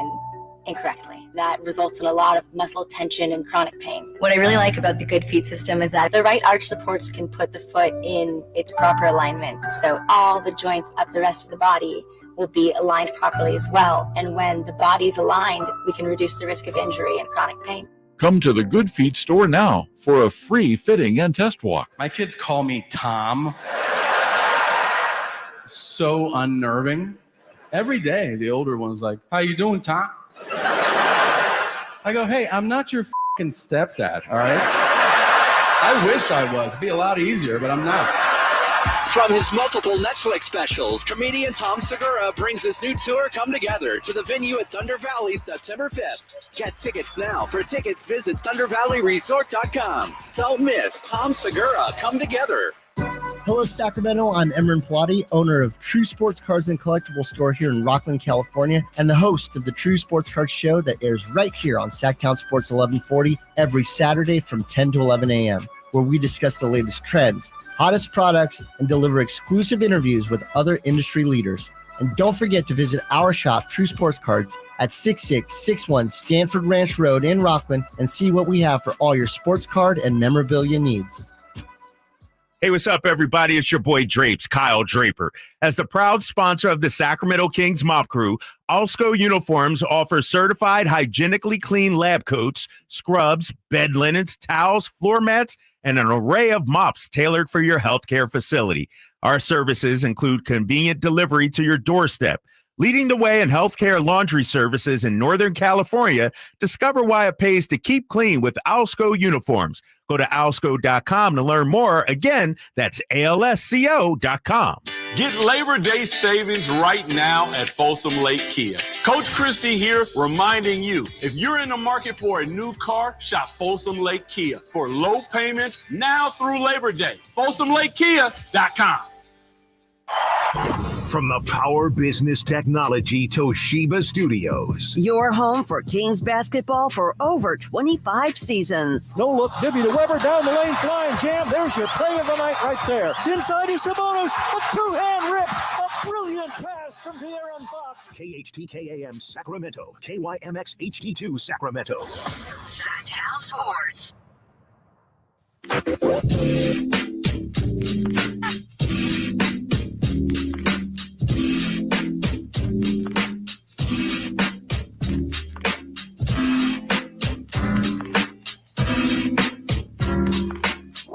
Sactown Sports. Call or text at 916-339-1140. Stiles and Watkins, Sactown Sports. Going to be joined in a minute here by one Grant Cohn, who's 49ers writer for Sports Illustrated, and you can definitely check out his YouTube channel as well, Grant Cohn on YouTube, and he's got a lot of great daily Niners content. You can go check that out. He's got after practice, he'll do his good, bad, and ugly, I believe is what he calls it. And just daily Niners content over there from Grant Cohn. And we've talked about, a couple things when it comes to Grant. And I think we're just really excited to get his thoughts on the team and everything that's going down this year. Obviously, with the 53-man roster being announced yesterday, lots of news, lots and lots to talk about on the Niners front. So really excited we are efforting to get Grant on the phone right now. It looks like Nate's talking with him. So we should get him on in just a minute here. And really excited to get Grant's thoughts on how this Niners season can shake out. Alan, first and foremost, I mean, as the 53-man roster, we were just talking about the tight ends and all that goes on there. How do you were there any surprises for you from the Niners front? I know we kind of got bombarded with the Elijah Mitchell news, him kind of hopping on the IR last minute. Was there anything really besides that surprised you? Well, I do think it's really interesting how teams very quickly can go from, oh, this is an issue or this area is an issue to now we have a crowded room. Because to me, Sammy Womack was a guy who a lot of people were high on, and it was in the midst of, do you remember that a couple years ago? It was the Niners couldn't have a corner. All their cornerbacks stunk. Yes, right? They were terrible. So I guess they hit on a couple, obviously. These guys have come in, and Diamador Lenore and a couple other guys like that. And all of a sudden, Sammy Womack gets cut, and he immediately gets poached by the Colts. And, this is from Chase Sr. Chase Sr. says 49ers DB room was crowded. And it's just funny to me how a position can go from we stink here. I mean, that was literally 2-3 years ago. We stink here to now a guy like Sammy Womack, who, I'm not going to act like he's Darrelle Revis, but I mean, he got picked up fairly quickly. So, I thought that one was a bit interesting to me, but I understand with Mooney Ward and a couple other guys that they've added, how it's moved in that direction. But that was the kind of the surprise for me, because they were really high on him early when they needed DBs. No, and I think that's a great point because, I mean, to me, the Niners secondary was a huge, huge hole. I mean, their offense was incredible. Their defensive line was clearly growing, and, they had Fred Warner. And so the defense looked great, and they were just always a top 5 defense, especially with Saleh and then again with D'Amico. But never felt like that cornerback room was a strength. And now it does definitely feel like with Hufanga, with Jair Brown back there. I mean, it feels like their entire DBs, not just their corners, but their safeties as well. That is honestly a strength of their defense at this point. It is pretty impressive. It is just a little bit funny, like we said before, that they can't figure out that tight end room, even though they've invested so much into that. Doesn't seem like we're going to get Grant Cohn this segment. Nate was telling me before the show, he's driving up to practice right now. So we're not sure if we'll be able to get him here this segment, but we're going to, again, continue to effort him. Definitely don't want to miss when Grant joins the show. And we'll just kind of pivot a little bit into what we were talking about last segment, going back to the Sacramento Kings and the Whitey and Drapes poll. We were just mentioning their top 40 list, how it had, Danny Ainge at 40, Salmons at 39, Bogdanovich 38, Francisco Garcia 37, Olden Polynice 36, Brian Grant 35, Keegan Murray 34, Hito 33, Kenny the Jet Smith 32, Scott Pollard 31. I thought I would reveal my list. I only did 40 to 35 yesterday because I thought they were only doing 5 at a time. They actually did 10 at a time. So Whitey and Drapes clearly trying to get through that list this week. At number 34, I had LaSalle Thompson. 33, I had Kenny the Jet Smith. I had Jason Thompson at number 32 and Bogdanovich at 31. So I'm feeling pretty good. I do have a decent amount of hits there in my 30, or what is that, 40 through 31. So I'm feeling good about that. And then, of course, today they will be doing 30 through 21. So I thought I would reveal my 30 through 21. At number 30, I had Spud Webb. I kind of regret not having Spud higher. At 29, Alan, we were just talking about this. I had Hito Turkoglu at number 29, so I was right there with you, feeling like Hito should be a little bit more respected. And even then, like I said, still holds true. I wanted to spiritually have Hito higher, but you look at the numbers, and I just couldn't because there are a couple Kings out there who did have 2 to 3 really good seasons. Brian Grant, one of them, I had Brian Grant. What is that? At number 28, I had Jay Will at 27. I had Malik Monk at 26. I had Eddie Johnson at 25. I had Brad Miller at 24, Walt Williams at 23, Antoine Carr at 22, and Danny Ainge at 21. And I do just want to talk about those last three I said real quick. Frankly, I don't know much about those three, specifically Walt Williams, Antoine Carr, and Danny Ainge. Those were very heavily numbers based for me. And I'm really I'm curious. I mean, feel free to call in on the Sactown Sports hotline. What is it? 916-339-1140. And just honestly educate me. You know, I know I'll definitely ask Whitey, and I asked Whitey about Antoine Carr yesterday. But yeah, really curious as I was kind of going through and making this list. Had to go through a lot of names and numbers of guys that I was just very unfamiliar with, and was really kind of blown away by the numbers, specifically of Danny Ainge. Danny Ainge, in his Sacramento Kings career, we of course know Danny Ainge now as the GM who you don't want to trade with because he is going to win every single deal. But Danny also spent obviously a ton of years with the Boston Celtics, and I wasn't aware that he went straight from the Celtics to the Kings.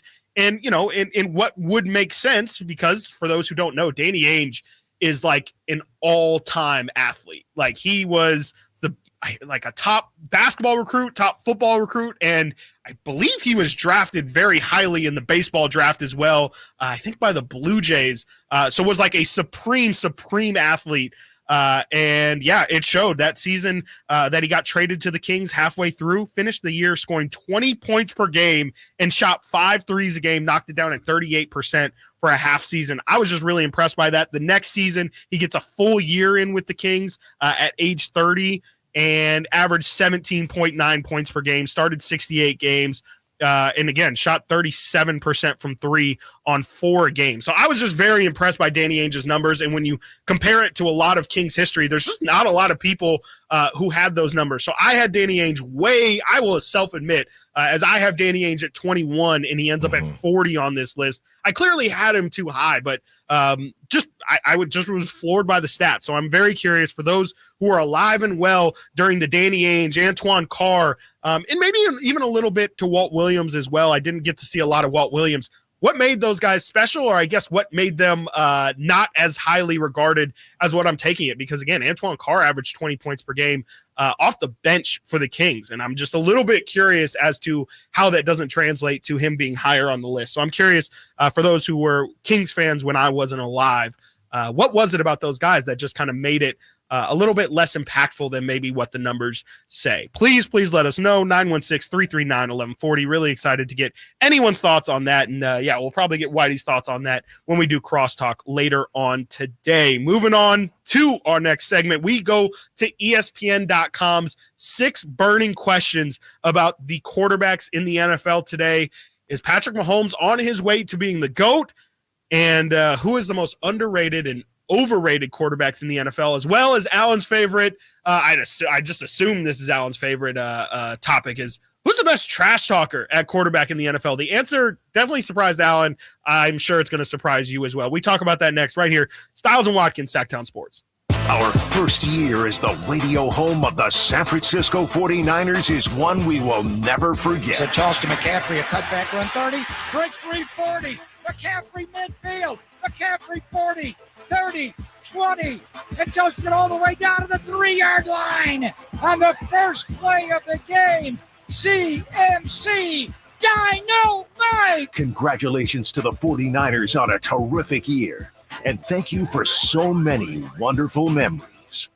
Carmichael Dave telling you Amy's Outdoor Living's having their famous annual clearance sale. Now, if things were tight and you passed on getting patio furniture this year, if it was just too hot to sit outside, now is your chance. You can save up to 70%. Yeah, 70% on their top brand names like Brown, Jordan, Woodard, Hollywood, and so many other huge names. But don't wait. The clearance sale lasts for just 5 days. And at these prices, you can't afford not to check them out. You'll also find deep discounts on natural gas barbecues and demo grills. So listen, hurry in, check out the annual clearance sale at Amy's Outdoor Living, 5 days only. I told you it was famous. It's famous for a reason. Amy's Outdoor Living on El Camino near Watt and inside Amy Ace Hardware, also in the El Dorado Town Center. Get up there now, and you tell them your good buddy Carmichael Dave sent you.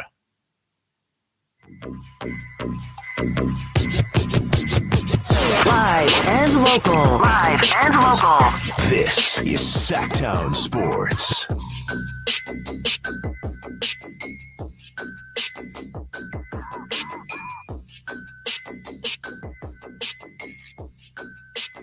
Before we get into, like I said, the 6 burning questions about the top quarterbacks in the NFL, we're going to real quick, Alan. You told me you looked it up during the break and you found some crazy Danny Ainge high school stuff. Yes, I definitely did, and here we go. So this is just from good old Wikipedia.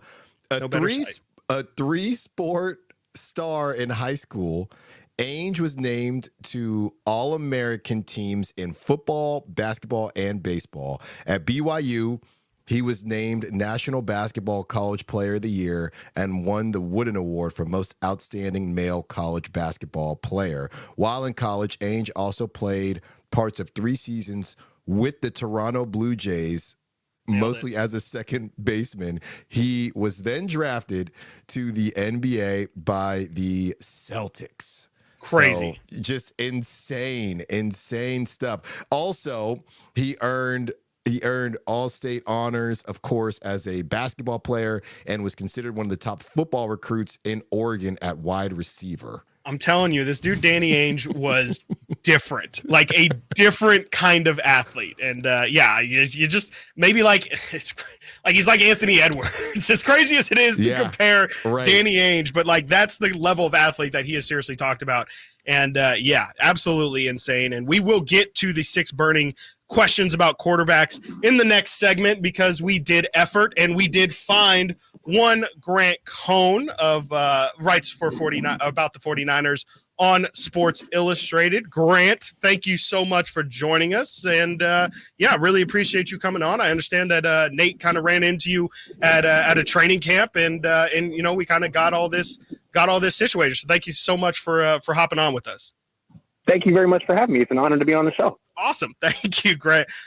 Real quick, first off, me and Alan were just talking about this. The Niners have invested a ton in the past couple of years into that backup tight end spot. Obviously, Cameron Latu last year as well.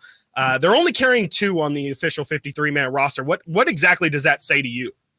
Well, they're bringing back Eric Silbert. They signed him in the offseason. He was their number 2 in the preseason. Then they released him yesterday so they could get a couple of injured guys on the 53 who they're going to put on IR. That I think they've already re-signed Eric Silbert. So there was this sort of like bookkeeping, but they're going to go with 3. It is kind of embarrassing that they had to cut both of their tight ends that they drafted last year, but frankly, neither of them earned it. I mean, you saw Braden Willis try to block. That didn't go so well, and Cam Latu can't catch. So they made the right call, but it's going to hurt them eventually that they don't have much to show for the last couple of drafts. This draft looks pretty good, though. Grant, just as far as the Brock Purdy situation, right? A couple at ESPN articles have come out, and now he's moving into the conversation of overrated. I watch a lot of your stuff on Twitter, and I know that you want to see him play well when he is with some of the second and third stringers. What do you make of everybody is assuming that Brock is going to get probably $60 million at the end of this? Is there anything Brock has left to prove this season? I would say so. I mean, as good as he's been, and he's been kind of flawless early in his career, he still has only started 21 regular season games. It's a very thin resume, and whatever happens this year is going to be like 40% of it. So if he goes out and let's say he's listening to all the criticism, and people say he's a dink and dunk quarterback, and he wants to prove that he's more than that, he starts not taking the check down to Christian McCaffrey so he can force it downfield, and he starts throwing interceptions, which is what he did in camp and preseason. If he keeps doing that, then that'll change the perception around him and his value. But right now, if he just stays doing what he's been doing, he has the argument that he should be the highest paid player in the league next year. Not because he's the best player in the league, but because that's how it works in the quarterback market. Whoever's up next gets that contract. And if Tua Tagovailoa and Jordan Love is worth it, then Brock Purdy has a very good argument. Grant, the Niners, I think, cut 6 players from their last 2 drafts, if I counted correctly. Does that tell you that the Niners are more in a win now mode, or is that more to you speaking of the quality of those drafts? Yeah, it's both. Yeah. It's like, yeah, give them credit for not playing roster politics and keeping the vets or the best players, because you're not really worried about developing for the future. You have to win now. But at the same time, it just shows that those last couple of drafts were not so good. I mean, Danny Gray, Ty Davis Price, Cam Lasu, a lot of like wasted early picks. Drake Jackson, Jake Moody's like the best one, and he's not particularly great. So at least they did good this year. It's interesting. They lost Adam Peters, who was very important in their front office. He went to Washington, and randomly they had a great draft without him this year. Maybe he was the problem. Grant, we all know the Brandon Aiyuk thing was on the horizon. And, a lot of people, and we'll get into how the Niners are covered as well before we get you out of here. But when it comes to Trent Williams, just frankly speaking, did Trent Williams break the Niners' plan? Everybody knew Brandon Aiyuk was going to be a situation, but did this Trent Williams thing just come out of nowhere and the Niners didn't expect to have to deal with this as well? They're very planned out, but it seems like they didn't see this one coming. Yeah, which is interesting. It's like, how well do you really know Trent Williams? Seems like they made some assumptions. Like, oh, he's a team player. He wants to be here. He wants to win a Super Bowl. Like, yes and no. He has his own motivations, his own desires, and it seems like he wants to be the highest paid left tackle in football, first and foremost. He needs that recognition, and if he doesn't have it, he's not so interested in playing. I don't know. I think that they could anticipate the Brandon Aiyuk one because every fourth-year receiver who's a first-round pick is going to want an extension. Like, it's just part of the business. But a 36-year-old left tackle who just got extended wakes up one morning and decides, you know what? I want more money. Like, that's not something you can necessarily plan for unless you know him very well. So he has him over a barrel. Let's see what they do. Grant, I mean, just straight up, do you think the Niners are a better team this season than they were last season? Absolutely not.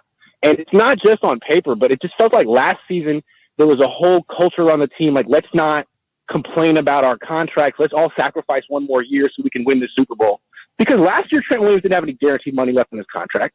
But now it's an issue. And it's an issue for Christian McCaffrey and Brandon Aiyuk and a lot of players. It feels like the attitude this year is ask not what I can do for the team, but what the team can do for me, which is not necessarily how you start a Super Bowl campaign. Grant, I just had to ask. I watched I think it was on YouTube with Ethan Strauss. This was a couple months ago. And we see all the back and forth. Chris and I were on social media. We see all of it. What do you have to say to people that think that your style of journalism is too negative? I think it's interesting. I feel like that's a California thing because most of the coverage in California locally is, gosh, this team's the greatest, and aren't they just fantastic? And it's like the line between journalist and fan is very blurred out here. But on the East Coast, it's not. I mean, in New York, they're crazy. Like, I would seem tame in New York. I was talking to Robert Saleh about this at the owners' meetings. Like, he was like, man, Kyle Shanahan needs to back off with you, man. Because you're the only guy who asks some tough questions. In New York, I got 20 guys every day, and they're nuts. They tried to get me run out of town after 2 years. So I think it's just a comparison thing. Like, there's so many guys putting the Niners in the Hall of Fame right now that if you bring up real issues, people are like, why are you being negative? It's like, well, they haven't won a Super Bowl yet. There's probably a reason. Let's talk about some real stuff. That's kind of how I approach it, but I like to think I'm fair and balanced. Yeah, I mean, I think that you find a good way of bringing entertainment and making it fun. I mean, it still is talking about sports, and it feels like you definitely have a great way of keeping it real. And I think that's very refreshing, especially like you're saying. I mean, sometimes there can be some reporters out there that you're not entirely sure what their motivations are, because it feels like sometimes the not just the Niners, but the Warriors. I mean, we have it here in Sacramento, the Kings, they can do no wrong. And I do think it is very necessary to kind of have the counter. I would call you a realist. I don't think I would call you somebody who's critical. I just think that sometimes you're not very quick to just automatically assume that things are right. Grant, before we get you out of here, first and foremost, I mean, Trent Williams or Brandon Aiyuk, which one do you think gets resolved first? Well, it's going to be interesting. They have practice today, and there's a report that Aiyuk might actually practice. It seems like they may be threatening to start fining him. Like, dude, you're not hurt. you got to be out there. And it seems pretty clear he doesn't want to get fined. So if he's out on the field, is he in a good mood, or is he going to find another way to make the Niners' lives comfortable? I think this whole Aiyuk thing is, I don't think we're in the last chapter yet. I think it's going to get even more weird. It could drag into the season. And I don't see how they win. I don't see how they play a game without Trent Williams. If Brock Purdy gets hurt and Trent Williams isn't out there, that's organizational malpractice. They can't blame Brock. That's on them. They got to get Trent in the building for week 1 somehow, some way. Absolutely. Thank you so much, Grant. We really, really appreciate it. Grant Cohn writes about the 49ers on Sports Illustrated. You can also go subscribe to his YouTube channel at Grant Cohn. He's got daily Niners content. And yes, you will find some very real content there. And yeah, we definitely appreciate you coming on, Grant, and definitely hope to talk to you throughout the season, man. Thank you so much. My pleasure. Talk soon. Absolutely. That is Grant Cohn, again, writer for the Sports Illustrated, and you can definitely go check out that YouTube channel, Grant Cohn. Coming up next, we do get into those 6 burning questions about the NFL quarterbacks.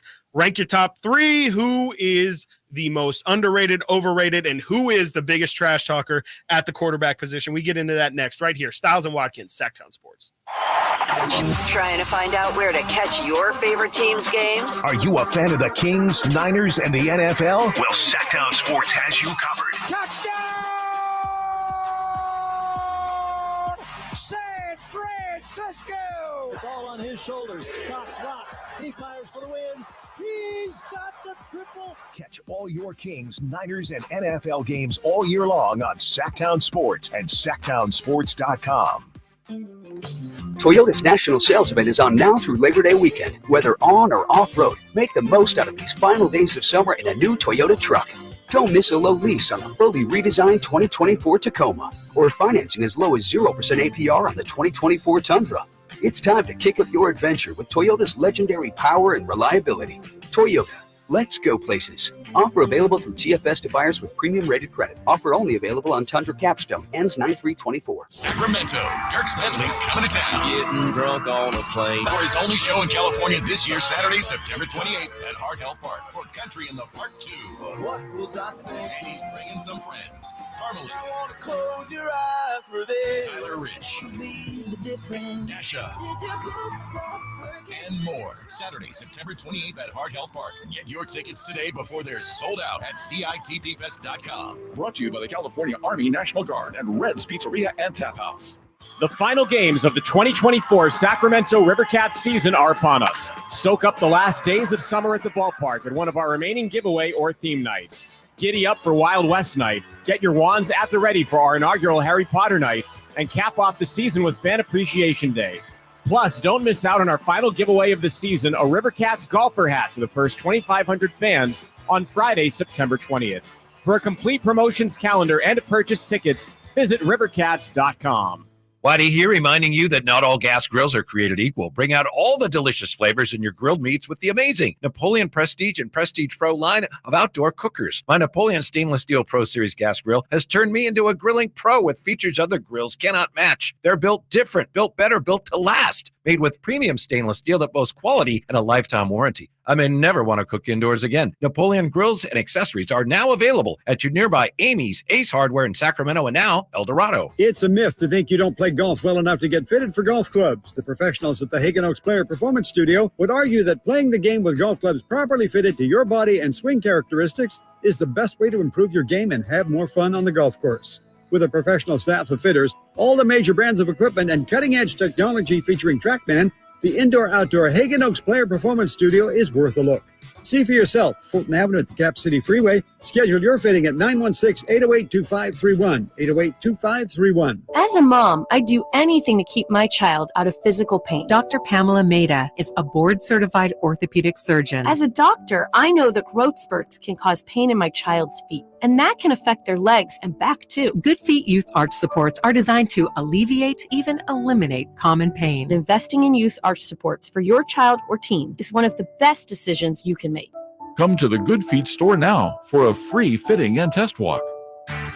Hey, it's Carmichael Dave inviting you to make the switch to electric this spring and save big with American Energy. Stay ahead of those spiking energy bills this summer with up to $9,000 in rebates on a new ultra-high efficiency comfort system. American Energy is providing huge rebates from SMUD as well as spring specials by installing one of many incredibly efficient AC options available to you right now. Get rid of those fluctuating gas bills in the winter and switch to year-round all-electric with American Energy. Let them perform a free in-home energy efficiency analysis and see where they can help you save for the warmer months ahead. These guys are the best. Been serving the greater Sacramento area since 1981. A+ from the Better Business Bureau. Learn more by calling 916-520-9990. That's 916-520-9990. Call 916-520-9990 now. Maida Chevy saves you $12,000 off MSRP on every new half-ton Silverado LT Turbo Max. In stock after rebates. Always 5 to choose from. Labor Day savings on now at MaidaChevy.com. Together, let's drive. See dealer for details. Ends 9/3/24.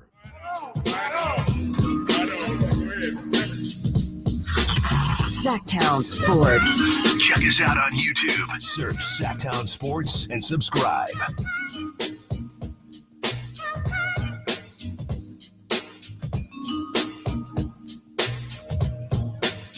Stiles and Watkins. If you just missed it, we had Grant Cohn, writer for Sports Illustrated, 49ers specifically, and he has his own YouTube channel as well at Grant Cohn on YouTube, where he has daily Niners content. If you just missed that interview, you can go check it out. You know what? Our people are pretty fast. I'm going to put I'll put it 15 to 25 minutes. I bet you it'll be up, or you can just go back and watch our live stream, and you can play. You can actually record or rewind it all the way back about 10 minutes ago when that interview started. You just missed Grant Cohn. Go check that out on our Get your second shot of Stiles Espresso. Exactly. Yes. That second shot of Stiles Espresso. We might have time for that at some point this week. We will see if we can fit that into our busy, incredibly busy schedules. But starting off here, little espresso there, little tiny shot. Nope. Okay. Please just making continue. sure. Okay, we'll do. 6 burning questions for NFL quarterbacks this season. ESPN.com, as they do, they polled 103, very specific, 103 NFL players answer 6 burning questions about NFL quarterbacks. And I got to be honest, the first question that they have here, not that burning. I don't know a single person who's really at this point right here, right now, having this argument. And the first question they posed to 103 NFL players, who is the GOAT? And if it's not Patrick Mahomes, what does he have to do to get there? Alan, I guess I'll just ask you that question. I mean, I guess I don't want to answer for you, but I assume Patrick Mahomes you don't have quite yet as the GOAT, but what does he have to do to get there? It's tough because obviously you can look at Brady and just say, get as many rings as Brady. Is it really that simple? But I do think that, and he already has that loss to Brady. That's true too, right? You can't do the undefeated thing either, because he's got one. He could have less losses than Brady. I would say for Mahomes to get there, what has he got? 3 now? He's got 3 now. Yep. They have the same amount of rings through 7 seasons. But here we go. If we really want to get into it, just like Whitey was saying on the crosstalk yesterday, what happens if he does do? I feel like anytime you can eclipse a ring conversation is if you do something that's never been done. And if Mahomes three-peats and he has 4 to what, Brady's 6? 6, or it might be 7. I don't even know at this point. He's got enough fingers for all of them. Yeah, exactly. But if he has something, I feel like that was, you know what this could be, Chris? And I hate to do this because I have my ties to the Bay Area. 7. It is 7 titles for what it's worth. It's 7 for Brady. So he's got 4 more to go. Yeah. So you know what this could be, and I don't think it would be enough if he gets the 3-peat, or what if he gets a 4-peat, right? Oh, Something man. insane. Yeah. That would essentially be how LeBron fans use the 3-1 comeback to try to bolster LeBron over Jordan. It might not always work with everyone, but it's pretty legit. He did something that no one else has ever done in the history of the game. Yeah, I mean, even to use the LeBron example, even if he just goes, right? Like if he goes to like 10 Super Bowls in his career, I think Brady probably went to what? Brady lost 2, he lost 3. Right? Yeah. So Brady went to 10. Even that, I mean, that's crazy. That is insane. That is insane. So Patrick Mahomes has 7 more Super Bowl or 6 more Super Bowls just to go to in order to match something like that. So yeah, I mean, I would guess, I think that's a great point. Like if he three-peats, that probably is a nice notch in his belt. If he 4-peats, that might be how this conversation gets started before Patrick Mahomes even or gets close, before Patrick Mahomes is even 33, and then we'll see how long he could go. As obviously, Brady won 1 or 2 Super Bowls after he was 40 years old. So yes, and for what it's worth, the 103 players polled definitely agree with us. Tom Brady, 85 votes as still the GOAT. I mean, I guess it's notable that 7 people did vote Patrick Mahomes as the GOAT. Of course, we don't know. Those could definitely be 7 Chiefs players or something like that, or maybe some college teammates or something. Because I just don't, again, I've never heard anybody to this point bring up that Patrick Mahomes is actually in like the GOAT, like he's in the conversation, the realm of conversation, but we're not having that conversation yet in my eyes. But apparently ESPN.com thinks so. The next question is to rank the top 3 current quarterbacks, and we already did this exercise with our top 10 quarterbacks, so I'll spare you that question. Patrick Mahomes got 291 votes, which I don't know how that happened. Oh, I guess 87 first place votes for Patrick Mahomes, 12 second place votes. Lamar Jackson finished second in this polling, which is great to see from the player side of things, as we talked in the crosstalk yesterday about the Mike Sando Athletic article. Whitey pointed out, if anything, you don't have to view these things as gospel, but it is just a good reminder or a good note to say that this is how it's viewed internally in the league. The Sando thing, that is scouts, GMs, coaches, all that. This is 103 players giving their insight on it. Clearly, the GMs, the coaches, the scouts, they had Lamar Jackson as the 4th best quarterback in the NFL, the start of tier 2. The players clearly view it differently, and they have Lamar Jackson almost double. Actually, he does. He more than doubles 3rd place vote getter Joe Burrow, who had 51 total votes. And again, Lamar Jackson, 124 as the 2nd best quarterback. And do you agree with that? I don't remember what your list actually was. Did you have Lamar as 2? I think I had Lamar. It was either 2 or 3. Right. It was somewhere there. But are you telling me there are a couple people? So you're saying there are a couple players that had Lamar under 2. Nobody had Lamar over Mahomes, or did they? Let's see here. There was 12 second place votes for Mahomes. Let me see if they note. I don't think they note. Okay, because I was just curious if anybody has Lamar over Mahomes, because I just couldn't see that being possible. They don't note that specifically. No. Yeah, I think I put Lamar 2 just out of respect, but I think a lot of us are starting to get fed up with this Lamar Jackson thing. I mean, are you going to do something, or just stop wasting our time if you're not going to win something? That's honestly how I feel. Funny enough, though, I think there is starting to be a conversation of can somebody step up and take that spot? Because Josh Allen, I think, is kind of the de facto. Okay, if it's not Mahomes, I guess Josh Allen in terms of the whole package of everything, but he is definitely not grabbed that spot comfortably. And clearly, I mean, Joe Burrow falls 3rd on this list with 51 votes. Josh Allen actually receives the others getting votes with 39. And actually, Aaron Rodgers had 32 votes. So if anything, that really does scream that, at least from the player's perspective, it is Patrick Mahomes. And then it's really the conversation is everybody else after that. So that's definitely interesting. Which rookie quarterback will have the most successful career? Alan, I don't think we've actually talked about this. Who in your opinion is going to have the most successful career of all the rookies? Of course, Caleb Williams, Jaden Daniels. You got JJ McCarthy in there if you just so happen to feel that way. Michael Penix, Bo Nix. Talking. We maybe, I just, others receiving votes, I hope for your sake that he is. I really do. Will be. But this is an easy one to me, and I have no issue with Jaden Daniels. I'm struggling to see the hype that this guy's getting. We saw something the NFL Rookie Watch saying he could be a Mike Vic on steroids. I mean, what are we actually talking about? Crazy. This is Caleb Williams to me, and I would be very surprised if it wasn't Caleb Williams. It is, and it is Caleb Williams. It's closer probably than you would think. Caleb Williams, 34 votes. Jaden Daniels, 30 votes. J.J. McCarthy finished third. I promise that is actually a real thing. J.J. McCarthy finished third with 10 votes. Michael Penix got 8, as did Bo Nix. So there's that one. I got to fire up some Jaden Daniels tape. I'm going to do that tonight after the Ballers game because I don't know what I'm missing here, man. He's electrifying for sure, but I think, we were talking about it the other day. He's just so small in frame. Mm-hmm. I think it's going to take him a couple years to kind of get used to playing NFL style football, but we'll see. You put up those numbers that he put at LSU last year. It looked pretty crazy. You really can't deny the numbers. But yeah, from an NFL standpoint, it will be interesting to see how his body holds up. The top vote getters for most overrated quarterback: Josh Allen, number 1. Very interesting. Jalen Hurts, number 2, tied with Tua Tagovailoa, both getting 10 votes. So that is a very, very even race.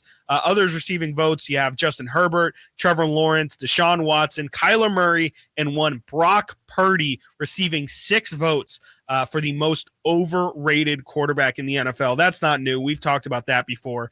When it comes to the most underrated quarterbacks in the NFL, this is interesting. You have Brock Purdy as number 1 on this list, tied with one Matthew Stafford. So again, this is at least what the players think. Somehow, some way, after last year, after all the conversation was Brock Purdy MVP, the players actually think he is underrated. And I think that's because in those conversations, a lot of people weren't team Purdy. They were not. It felt like last year everyone was just waiting for an excuse to not give Brock Purdy the MVP, and he gave it to him in that Ravens game. And after that, his MVP case was pretty cooked. So pretty interesting. Brock Purdy, number 1. Matt Stafford tied for number 1.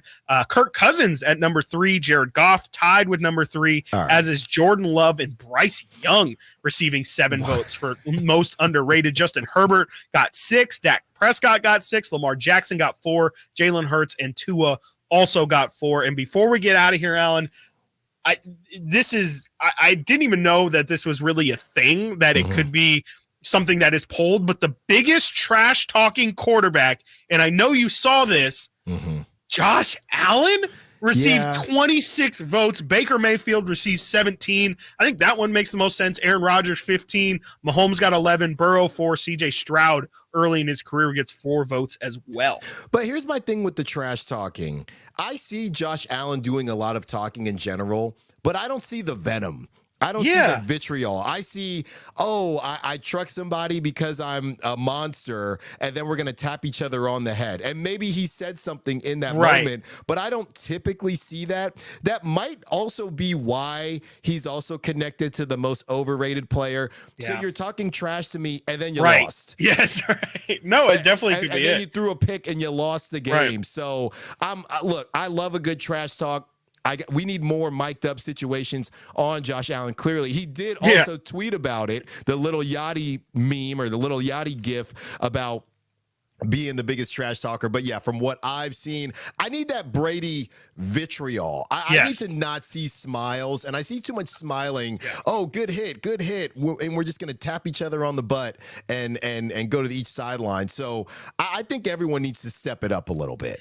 Yeah, honestly, I would like Lamar Jackson to be on this list. Lamar's actually out here cooking. He'll run and he'll break your ankles and he'll bust a 50-yard run.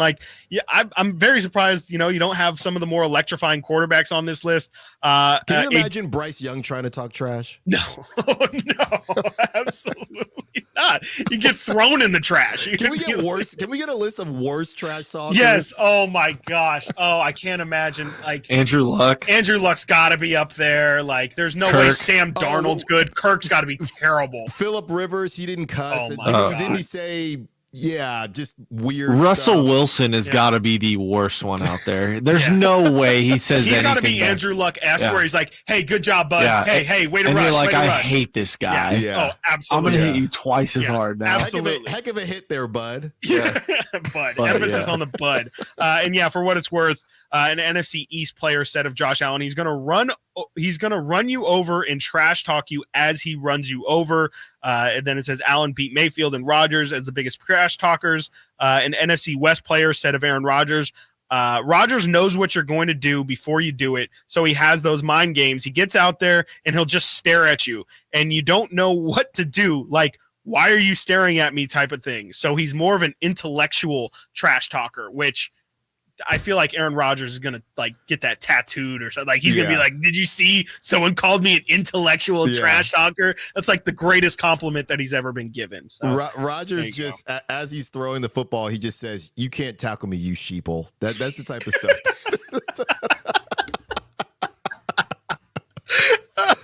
They do cite Aaron Rodgers yelling at the Bears fans, "I still own you," and the discount double check thing. So apparently, even at the age of 40, Aaron Rodgers still giving people stick, and I absolutely hate it. Can't stand it. Coming up next, we will discuss who is the worst Kings player of all time. And we're going to go through the list of the most miserable franchises in sports. And unfortunately, we're going to see where the Kings fall on that one. You're listening to Stiles and Watkins right here at Sactown Sports. The Sacramento Kings play here. He's got the triple.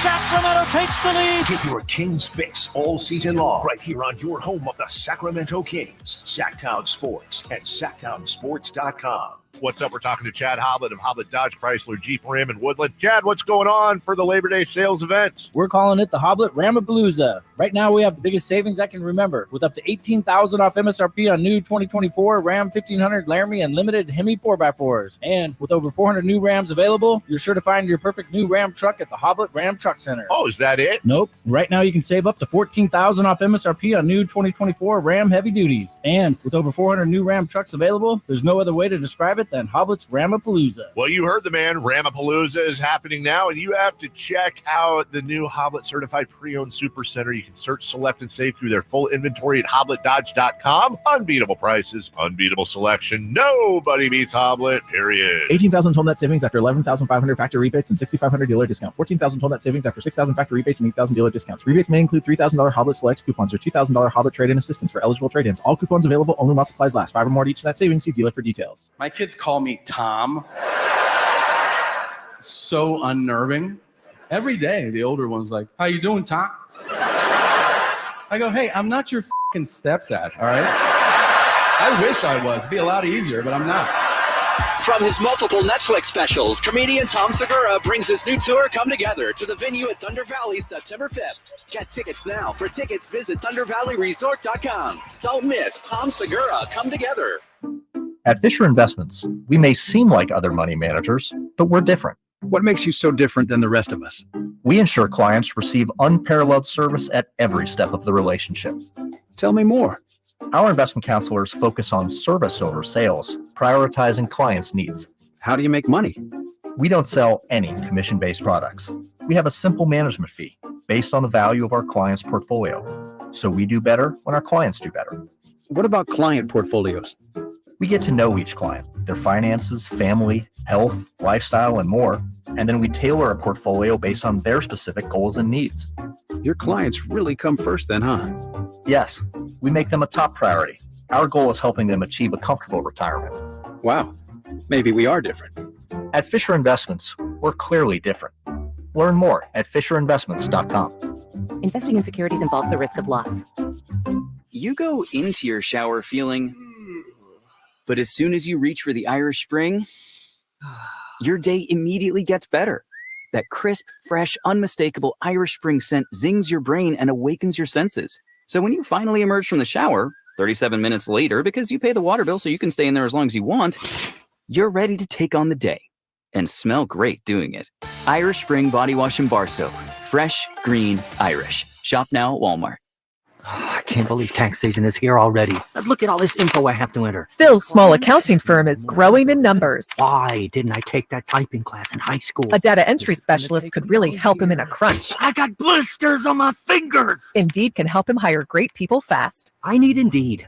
Indeed you do. You can schedule and conduct virtual interviews all from your employer dashboard. Visit Indeed.com/credit and get $75 towards your first sponsored job. Terms and conditions apply.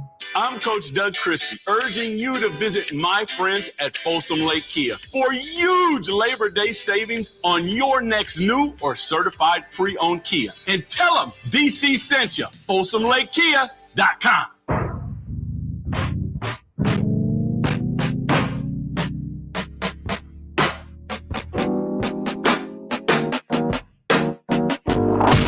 Sactown Sports. Call or text at 916-339-1140. Well, you know what they say.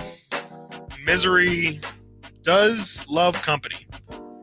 And Nate found this list that I apparently wasn't supposed to look at, but I thought it was my job, my duty as running the show today to an extent that I should look at it. And then Nate said I shouldn't have looked at it. So that's on me. I'll take that. But I should have reiterated. It's fine. Yeah. It's fine. It's fine. Nate, why don't you go ahead and I mean you can set this up. We're talking about the most miserable sports franchises out there, and of course the natural question, as we are here in Sacramento, and we may or may not have dabbled in misfortune and misery for I don't know 16, 17 years if you're into that kind of thing, and so naturally, I mean the question for here in Sacramento is where do the Kings fall on the most miserable franchises in sports, and is there actually teams out there that are more miserable than us? Because of course when you are here, it's the opposite of Jim Harbaugh. What he says, who's got it better than us here in Sacramento, it's been who's got it worse than us. Probably nobody. And until recently, that has been the case. But definitely recently, it's been great. And so that's why I'm very curious to see where the Kings fall on this most miserable list. Because here recently, there really hasn't been much misery in the last 3 years. Alan, would you like to guess where the Kings are? It's for some reason this list is 31. It comes from All Sports Culture, kind of one of those outlets that just kind of, like a lower level. It's like an Instagram page. Yeah. Would you like to? Alan, I think you're muted. 151,000 followers on Instagram for what it's worth. MLB, NBA, NFL. All of it. Okay. Obviously, number one would be the most miserable. So yes. I'm gonna say that the Kings. Here's the thing, and somebody said this on the Sac chat when Chris, you had mentioned comparing the Raiders to the Kings. Yeah. Because the Raiders, they did have a stretch, right? They won championships. So yes, no, for sure. So that's why I'm thinking that the Kings, even though the last couple years have been good, I mean, we're talking about a one playoff and then a play-in loss. Yes, that's a good point. I mean, I think they could be at I'm going to be respectful and put them right outside the top 10 and say 12. Well, Alan, there is a purple team at 12, but it's not the Kings. It's a pretty good guess. It's the Utah Jazz at 12. And I think that's somewhat fair. But let's go through the list a little bit before we reveal where the Kings are. Number Jazz. 1. Would you like to guess number 1? It's an NBA team. I mean, Could it be the Magic? Oh, that's a good guess. They are not. The Magic are 31, actually. I'll just go ahead. Yeah. Memphis is the most miserable sports franchise.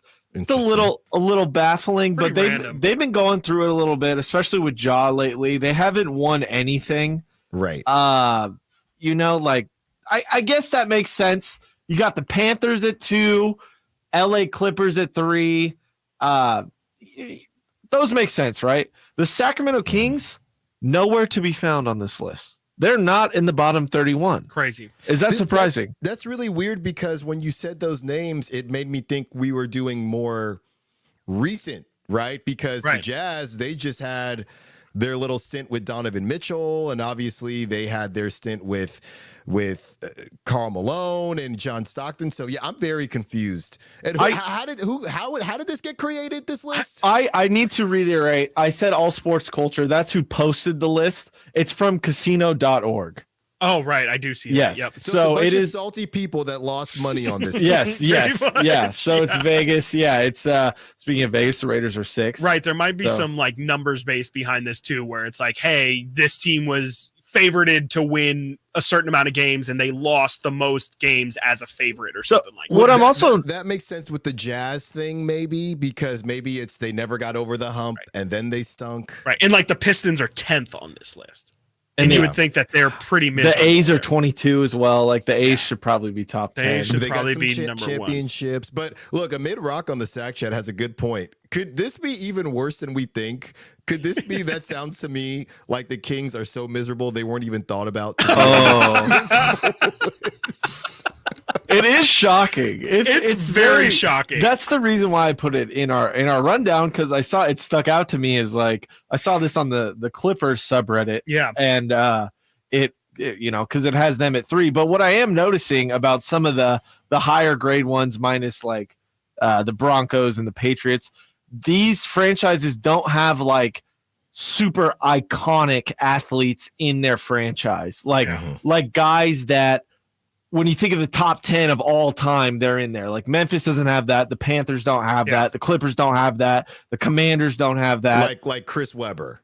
Yes, exactly. Yeah, like Chris Webber. Yeah, I'm being sarcastic. Yeah, like Jason Williams. Yes, exactly. Yeah. If I could go back in time a little bit here and maybe frame this in a little bit better, or not better, but a different light, I did find this ESPN.com story from 2019 of this very same subject, the most miserable fan bases in pro sports. This is written in 2019. So this is very much pre-Beam.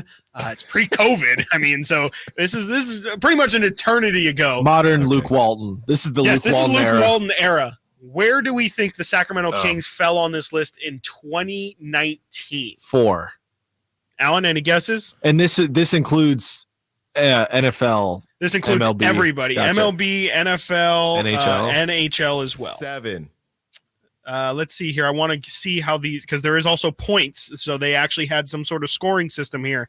I want to see if they positive points mean higher misery, while negative points mean less, just like golf. Full explanation of the formula can be found in the box below. So yes, the Sacramento Kings, and this is based off of championships, playoff berths, playoff wins, heartbreaks, rival comparisons, and misery bonus. Teams that have gone 25 plus years without winning a championship are assigned a bonus, and that is called the misery bonus. Nice. So Detroit's going to be pretty bad on there. The Sacramento Kings, with a score of 28.55 in 2019, ranked number 1 on this list as the most miserable fan base in sports in 2019. Let's see here. The Kings have a bit of positive mojo for once. Out there, brother. That's terrible. This is again from 2019. The Kings actually have a little bit of positive mojo for once, as their young roster hung around the playoff race for a while last season, and they did have a good shot to break through the playoff drought in this campaign. But until they do, Sacramento remains atop the list and has little interest in anybody topping them. Name a trigger for misery, and a Kings fan can relate. Even if you ignore the fact that the franchise hasn't won a title since moving to Sacramento, the Kings haven't made the playoffs since 2006. Again, this was written in 2019, and haven't won a playoff series since 2004. That is still true even today, meaning that a teenage sports fan can't remember seeing the franchise triumph in anything important. But it gets worse. In the fleeting moment in which the Kings were really good, they lost. We don't need to go over that. Finals after some controversy. Okay, this is just okay. And speaking of the Lakers, Kings fans have had to watch the Lakers fans celebrate 5 championships. Okay. So we were number 1 in 2019, and we definitely deserved it. And I don't know. I mean, to me, I feel like, I kind of feel like we still belong on the list. We've broken the playoff drought. It's great. It's been a fun 2 seasons here. We think this season's going to be really fun as well. I feel like the Kings, they don't have to be at the top of the list, that's for sure. But come on, what are we doing here? The Kings are still on this list now, right? There's no way that the Grizzlies should be on the list and the Kings should not be on the list. There's no way. I would even say the Jazz. I mean, the Jazz maybe, because the Jazz don't really have that much going for them right now, but they just had Donovan Mitchell. So I don't understand it. Yeah. Where's the Magic at?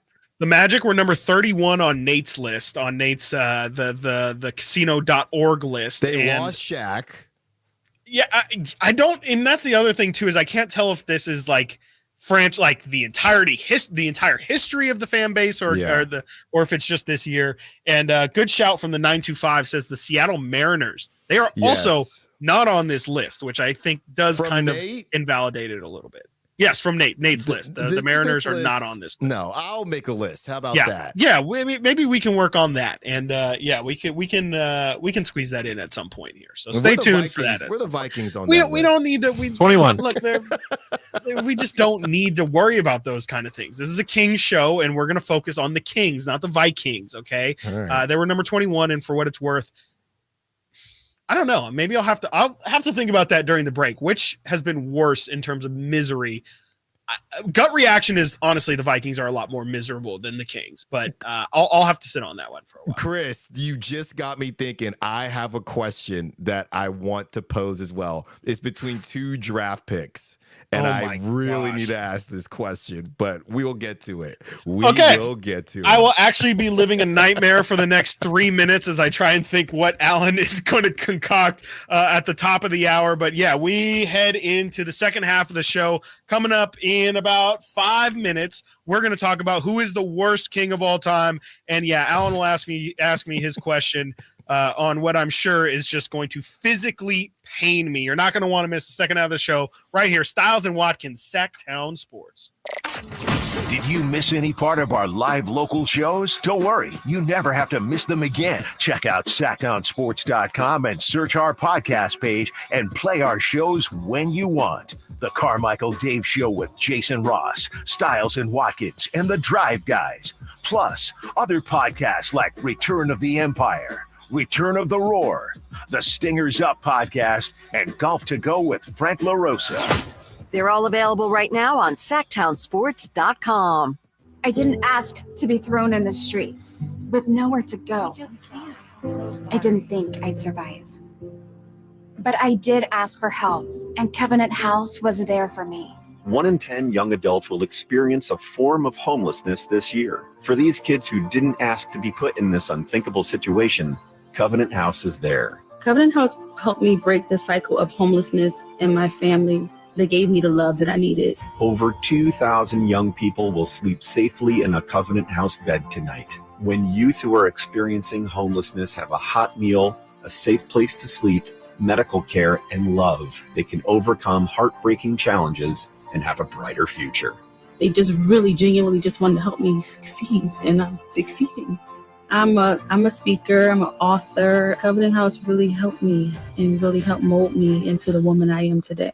If you or someone you love is asking for help, go to safeplacetosleep.org today. Hey everybody, it's your boy Drapes, Kyle Draper, and I want to tell you about my friends at Mercedes-Benz of Stockton. They have a friendly staff, a trustworthy service department, and of course, a huge selection of vehicles. And from now till September 3rd, they're looking to make your dreams come true. That's right, Mercedes-Benz of Stockton Dream Days event is going on right now. So go check out their special offers on the 2024 C-Class sedan or a 2024 GLE SUV. It's just a short drive right off the 5 or anytime at mbfstockton.com. What sets Ashton & Price apart from other injury law firms? I'll tell you.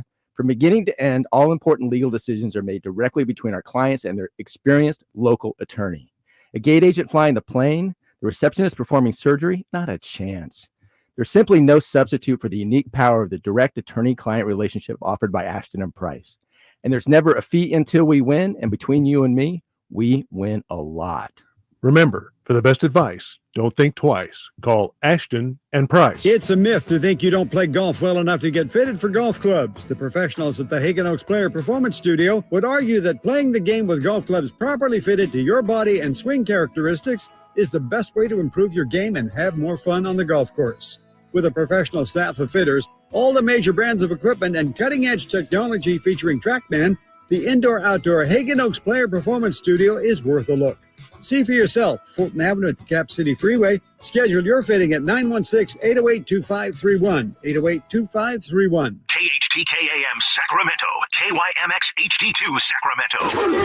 From the Power Business Technology Toshiba Studios, your new home for 49ers football in the 916. Sactown Sports.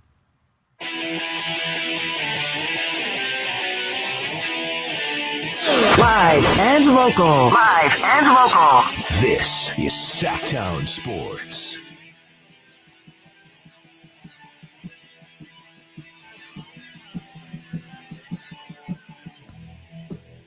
Sactown Sports, Stiles and Watkins, heading into the second half of the show. If you missed the first half, you missed some good stuff. We discussed, of course, Brandon Aiyuk and Trent Williams. When will that end? Do the Niners actually have bulletin board material for this season? Domantas Sabonis starring in Netflix new show, The Starting Five, with LeBron James, Jason Tatum, Jimmy Butler, and Domantas Sabonis as well. That should be a good one, but me and Alan aren't quite sold on that one. And, of course, we had Grant Cohn join the show. I think it ended up being at about 11:15, and I didn't check. Let me see if that's already up, and if it's not, it will be up very soon over on our YouTube channel at Sactown Sports on YouTube. And look at that. Look at 30 minutes ago. They got that thing up. So you can go check that out again on our YouTube channel, and you can also watch us live as Alan is joining us remote for today and tomorrow. He will be back in studio on Friday running the show. But until then, you got me in the one chair. You got Alan over there. And today we are getting into it. And we were just getting into the list of the most miserable fan bases out there. And I definitely think that's always going to get people in their feelings a little bit. Nobody wants to be told that they are miserable or anything like that. And yeah, definitely intriguing stuff to see where the Kings are falling at this point and where the misery lies. And Alan, before the break, you said you had a question for me about 2 draft picks. I assume one is a King and one is a Viking, but why don't you go ahead and ask me the question? No. It's not a King and a Viking. Thank God. One is a King. Okay. And it's interesting because it's the actual draft pick itself versus what the team has done since. So, and Nate, we can maybe even put this on the poll. Okay. So here's my question. I was just, and I don't even know how it came to me, but I think it was last night. And I just thought, who is a worse draft pick? Okay. Marvin Bagley III, because I was thinking about Draper and how he was on his list. Right. Marvin Bagley III or Trey Lance? I guess Trey Lance, just because you traded so much on top of it. But if we're just doing, you survived after. You survived and thrived. Huh. So yeah, I mean, it depends. What are you putting the most importance on? I feel like because of the history, like we just talked about, it has to be Marvin Bagley. It has to be. And you got the Luka conversation. I mean, it has to be MB3.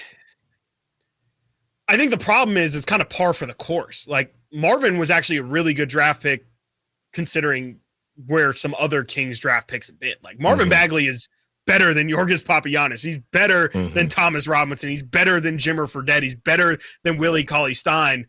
He's like actually kind of one of their better picks. Not that it was enjoyable, not that they made the right selection even a little bit, but again, like just in terms of the pick itself, like Marvin is a player, like, and I'm not sure Trey Lance. I mean, it's really tough. I mean, both are terrible. I mean, the Lance thing should have killed the Niners. Like, that should have been the death of the Niners. Like, the Niners should not be. You don't trade as many assets as what they did. And what I know that it's what is it? It's Waddle, Hill, and Bradley Chubb they got for those picks. Yeah. You know, you're not supposed to survive something like that at all. And the fact that they got Brock Purdy, lucked into Brock, whatever you want to call it, they are fine. And so, you know, that definitely softens the blow, but it doesn't necessarily, like, I think the process for Lance is worse. Like, I think, again, trading all those picks and then getting the pick that wrong, that's really, really damaging. Marvin missing at number 2, again, like, that's kind of just what the Kings do, funny enough. So, I don't know. I mean, it's definitely tough, but yeah. My argument is that I think, well, there wasn't a player, another quarterback for the Niners to take in that draft that would have been good, right? Mac Jones would not have been good. No. Trevor Lawrence was Yeah, no. Yeah, Justin most Fields, likely yeah. it wouldn't have worked, right? I think Justin Fields maybe maybe in there's the right a world place, where it but looks passable. the most damning thing with Bagley is you passed on Luka Doncic. Yeah, for you sure. passed even on Trae Young. Like That's where I'm there's at with talent this, yeah. right there. Yeah. And that is kind of the Bagley thing might hurt more. No, for sure. It sets your franchise. I mean, well, again, I guess maybe the question could also just be which one should set a franchise back further. And I guess in that sense, it maybe should be Marvin because of how of course, quarterback, most important position in sports. But like you said, I mean, they were going to strike out kind of regardless of who they took.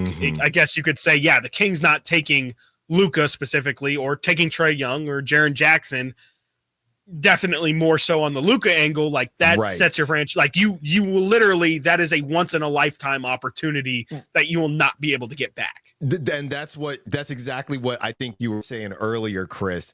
Yeah. The actual pick for the Niners was worse.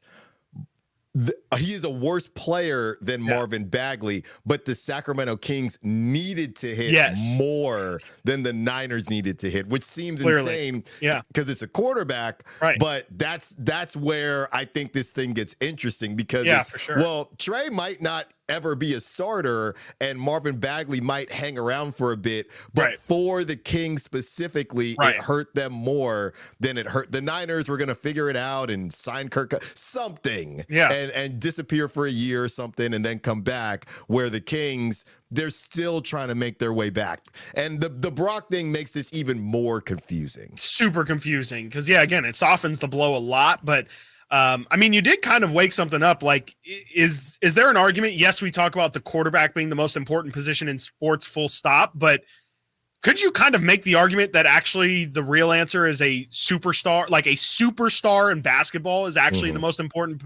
It's not a position, but if you missing out on Luka is possibly the difference of, and whatever, you can call me a Luka writer or whatever, but like that could be the only chance that the Kings win a championship in my lifetime is simply just missing that pick. And also the success that brings just in terms of longevity. Like if you have Luka on your team, you're going to be over 500 more than likely for 10 years plus. Yeah.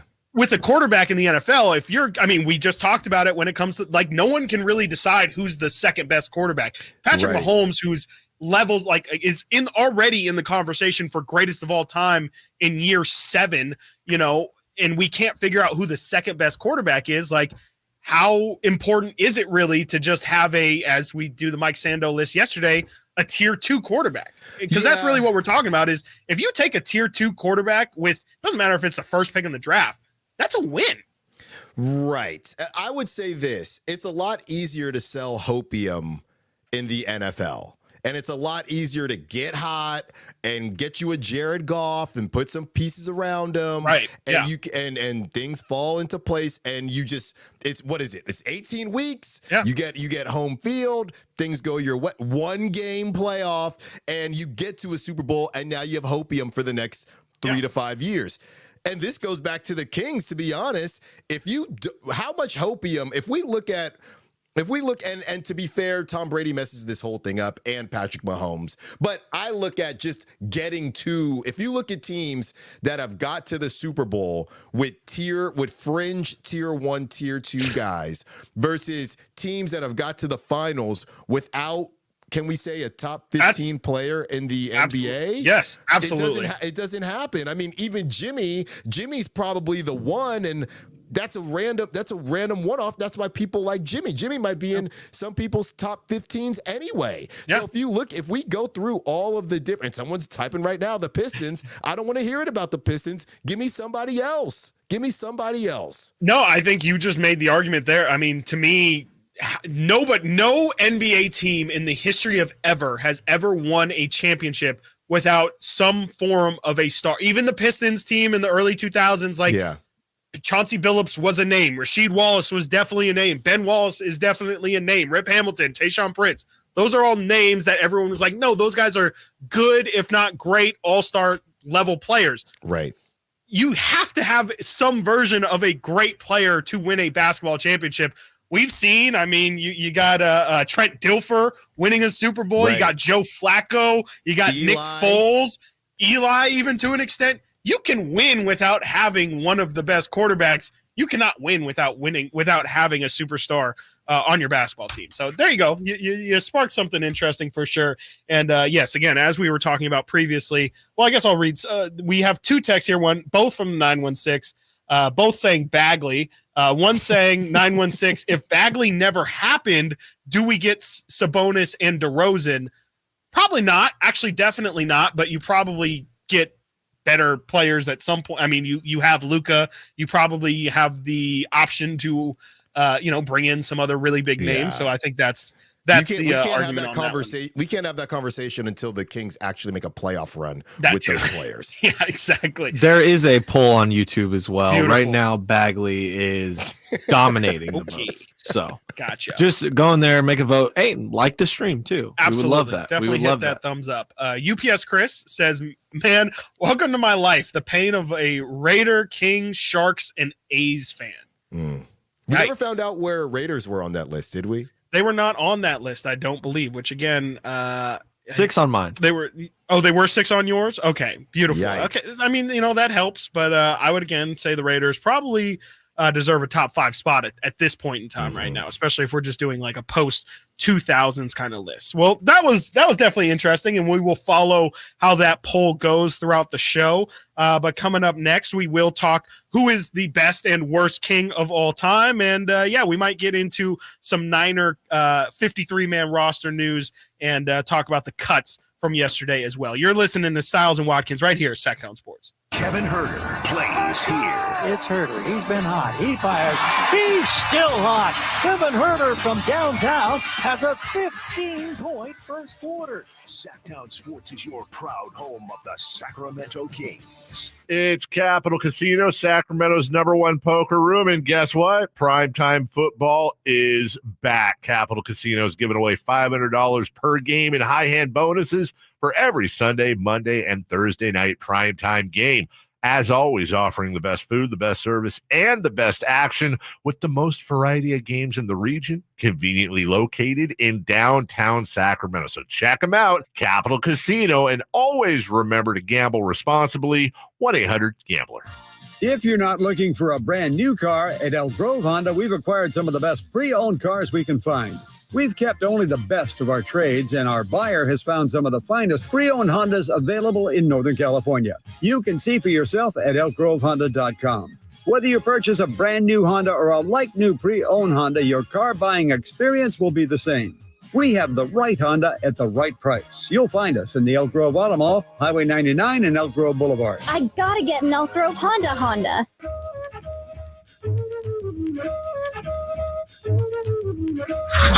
Sactown Sports. Check us out on YouTube. Search Sactown Sports and subscribe.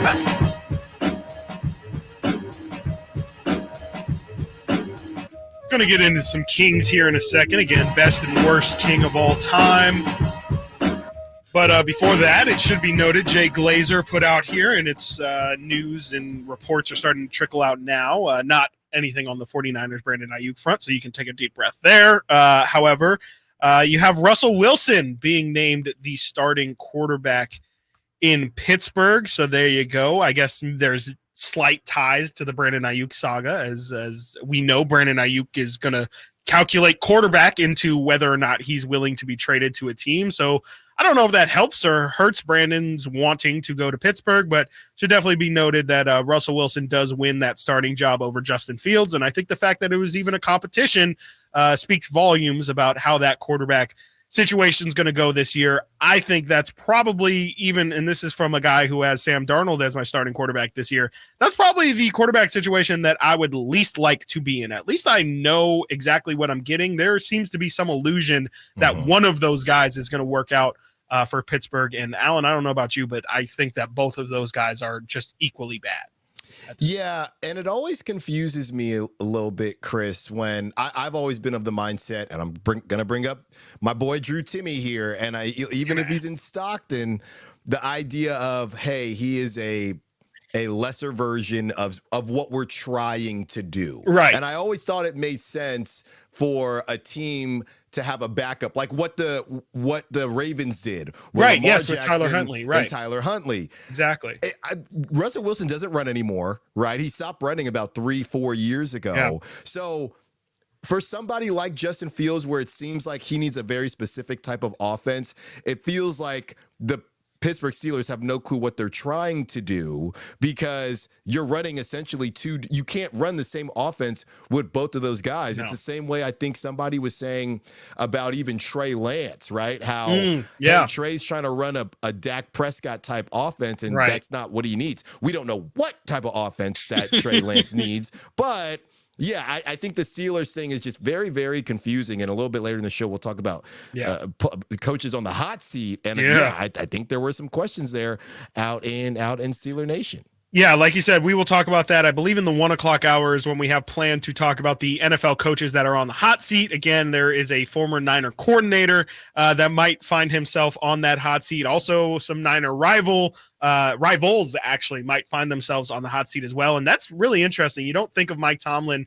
traditionally on the hot seat because he's kind of just perennially near that 500, if not over 500. But you know, at some point here, something's got to give, and you can't just be okay with mediocrity. And not that it's Tomlin's fault at all, but you know, especially with the quarterbacks he's been given these past couple of years, it's honestly been a miracle that they found themselves even close to 500. But yeah, definitely could be an interesting case over there in Pittsburgh. Just it might not even be for lack of performance, but just sometimes you want something new. And I know the Steelers don't traditionally swap their coaches in and out, but could be time as Mike Tomlin has found himself in that 8-9, 9-8 range for the past couple years here. Let's go to the best and worst Kings of all time. We talked about it the other day on the show. I've been holding a daily poll, I guess you can call it, on my Twitter account. Sacramento Kings basketball grid. It's been a popular thing going around Reddits and on Instagram and Twitter as well, where there's most underrated, most overrated, best, worst, funniest, most annoying, best rim protector, most athletic, all these kind of subcategories. And it is you, the fans, that get to decide who gets slotted in to all of those spots. We talked about the most underrated and overrated. It was Kevin Martin for underrated. Jason Williams, with no input from myself at all, got put in the most overrated. In the past 2 days, I've done polls for the best King of all time, which I'm not trying to spoil Whitey and Drapes' list at all. But we also did, and I think it would be an equally interesting list for Whitey and Drapes if we did the 40 worst Kings of all time, though I think that list would actually take you forever. So it was really interesting, more so to see the worst.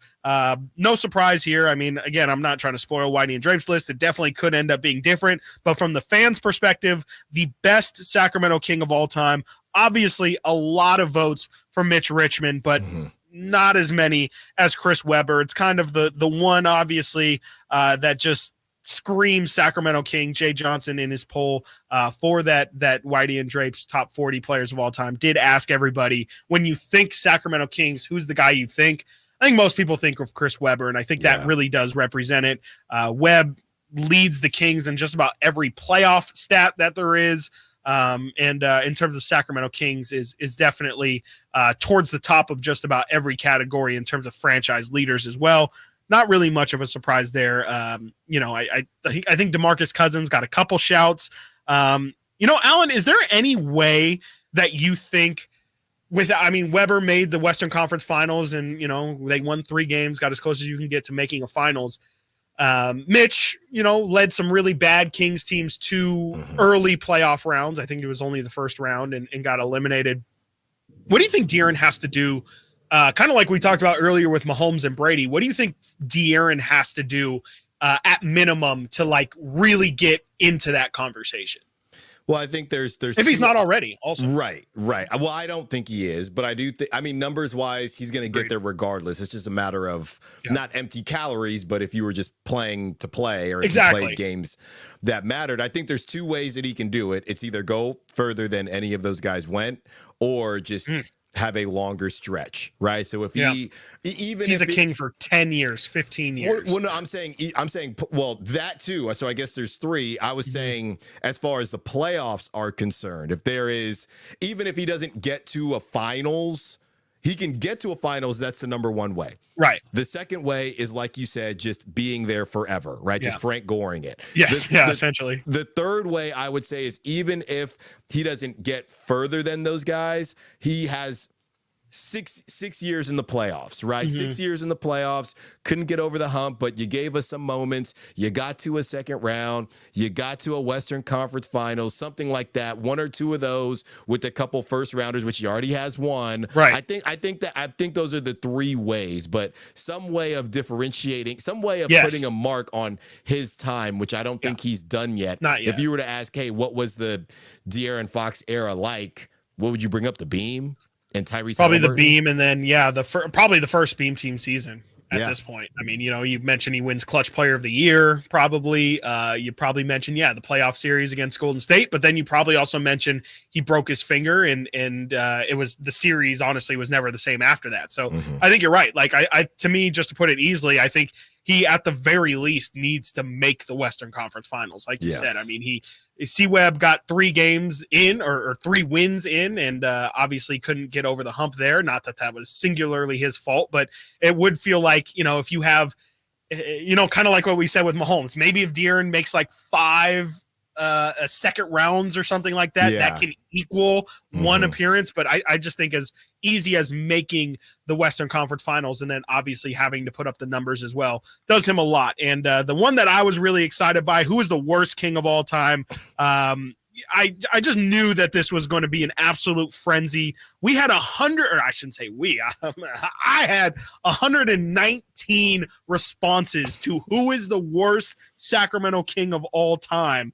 And I literally tallied it up today before the show, and winning by just a single vote was Spencer Hawes. Spencer Hawes, funny enough, really isn't for his actual on-the-floor stuff.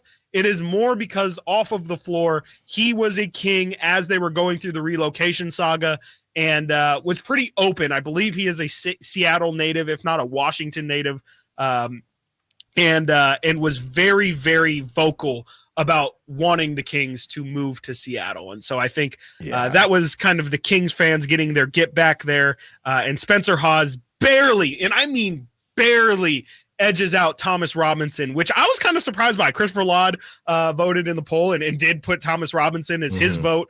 Was a little surprised to see T-Rob that high, but he spent only a half a season with the Kings his rookie year, and he was just bad. I mean, he was 6'7", tried to play power forward. He was incredibly undersized. Couldn't shoot, couldn't dribble, and couldn't pass, and was 6'7", so couldn't really protect the rim. You want to talk about a tweener? He just didn't have a position at all. And shout out Chuck Hayes, who did receive a good amount of votes. And I feel like Simbular just really, really should have gotten a lot more votes. And your guy Marvin Bagley, or I shouldn't say your guy, Drapes' guy, Marvin Bagley, did receive quite a few votes, as did one Purvis Ellison as well. So there is your worst Sacramento Kings of all time. We'll update this in a couple days. Today we are doing the funniest Sacramento King of all time. I think off the top of my head, Malik Monk definitely gets a shout for that. Hassan Whiteside was pretty damn funny. And those are really the two that stick out. I know they had some goofy guys back in the 2000s. I guess Scott Pollard maybe fits there. But I would think Malik is probably going to get a lot of votes. And then after funniest, we have most annoying Sacramento King of all time, which Spencer Hawes might double it up on that one, because I don't really know who would fit for the most annoying king of all time. But excited to see what you guys have to say about that, and definitely give your input. You can vote in that poll in the comments on my tweet at Chris M. Watkins to go participate in that one. Coming up next, we are going to talk about the roster cuts the 49ers made yesterday. Were there any surprises and some other notable cuts around the league? Are we interested in one Frank Gore Jr.? Coming up next right here, Stiles and Watkins, Sactown Sports. You never know what you might hear when listening to a Sacramento Kings game. Out of Keegan, going for another triple. Man, is he feeling it. Keegan, can he do it? Yes, there's number 11, Keegan Murray. Keegan steps back. He just knocked down his 12th three-pointer, a Kings franchise record. He's got 45 points. Never miss a moment of Sacramento Kings basketball with Sactown Sports and the Sactown Sports app. Hey, it's Carmichael Dave for American Energy Heating and Air with a question. Have you recently had a technician diagnose your HVAC system and you were a bit surprised at how much it cost? Or did something seem off about their quote? Because at American Energy, they take pride in giving you honest, straightforward solutions to get that system up and running. Have their qualified technicians come out and give you a free second opinion. It's free. You got nothing to lose but some dollars off of that original quote. They're making the uncomfortable comfortable. They've been doing it since 1981, serving the greater Sacramento area. A+ with the Better Business Bureau. That's why they keep having customers coming back for more and more and more. You can call them and set that appointment at 916-520-9990. That's 916-520-9990 or AmericanEnergyAir.com. Call 916-520-9990 now. Mom, meet Sarah. From first-time Nana moments. Yeah, welcome to Flight 101. To annual girls trip moments. Your can't-miss moments are worth protecting against RSV. If you're 75 or older or 60 plus with a chronic condition like asthma, COPD, heart disease, or severe diabetes, you're at higher risk of landing in the hospital from RSV. And there are no prescription RSV treatments. Check eligibility and schedule your RSV vaccine at vaxassist.com. So where should we go next? Sponsored by Pfizer. Get in zone, AutoZone. Welcome to AutoZone. What are you working on today? Using the Labor Day weekend to get some work done? We got you. Stop by any store to save on oil, fuel system cleaner, wipers, and more. Looking for an end of summer wash? We've got deals for that too. Don't want to leave the garage? Get same-day delivery on AutoZone.com. Do Labor Day your way by getting something done at AutoZone. Get in zone, AutoZone. Restrictions apply. You go into your shower feeling, but as soon as you reach for the Irish Spring, your day immediately gets better. That crisp, fresh, unmistakable Irish Spring scent zings your brain and awakens your senses. So when you finally emerge from the shower, 37 minutes later, because you pay the water bill so you can stay in there as long as you want, you're ready to take on the day and smell great doing it. Irish Spring Body Wash and Bar Soap. Fresh, green, Irish. Shop now at Walmart.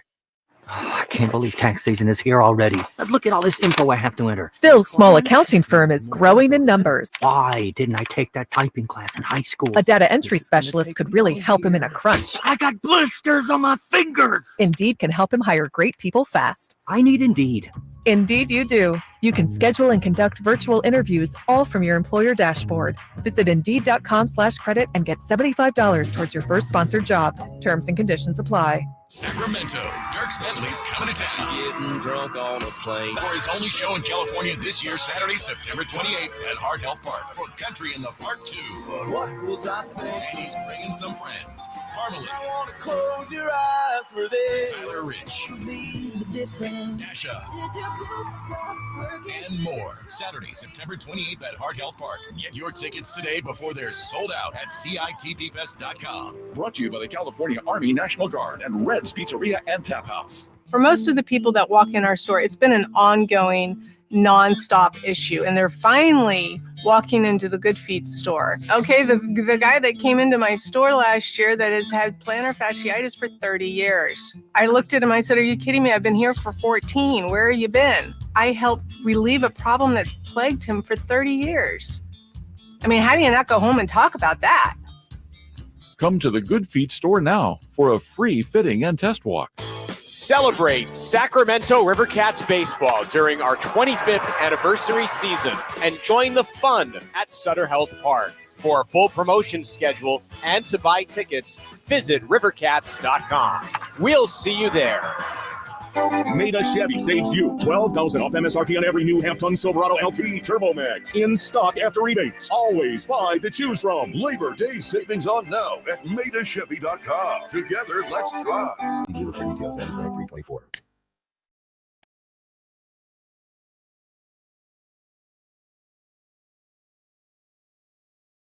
Sactown Sports. Call or text at 916-339-1140.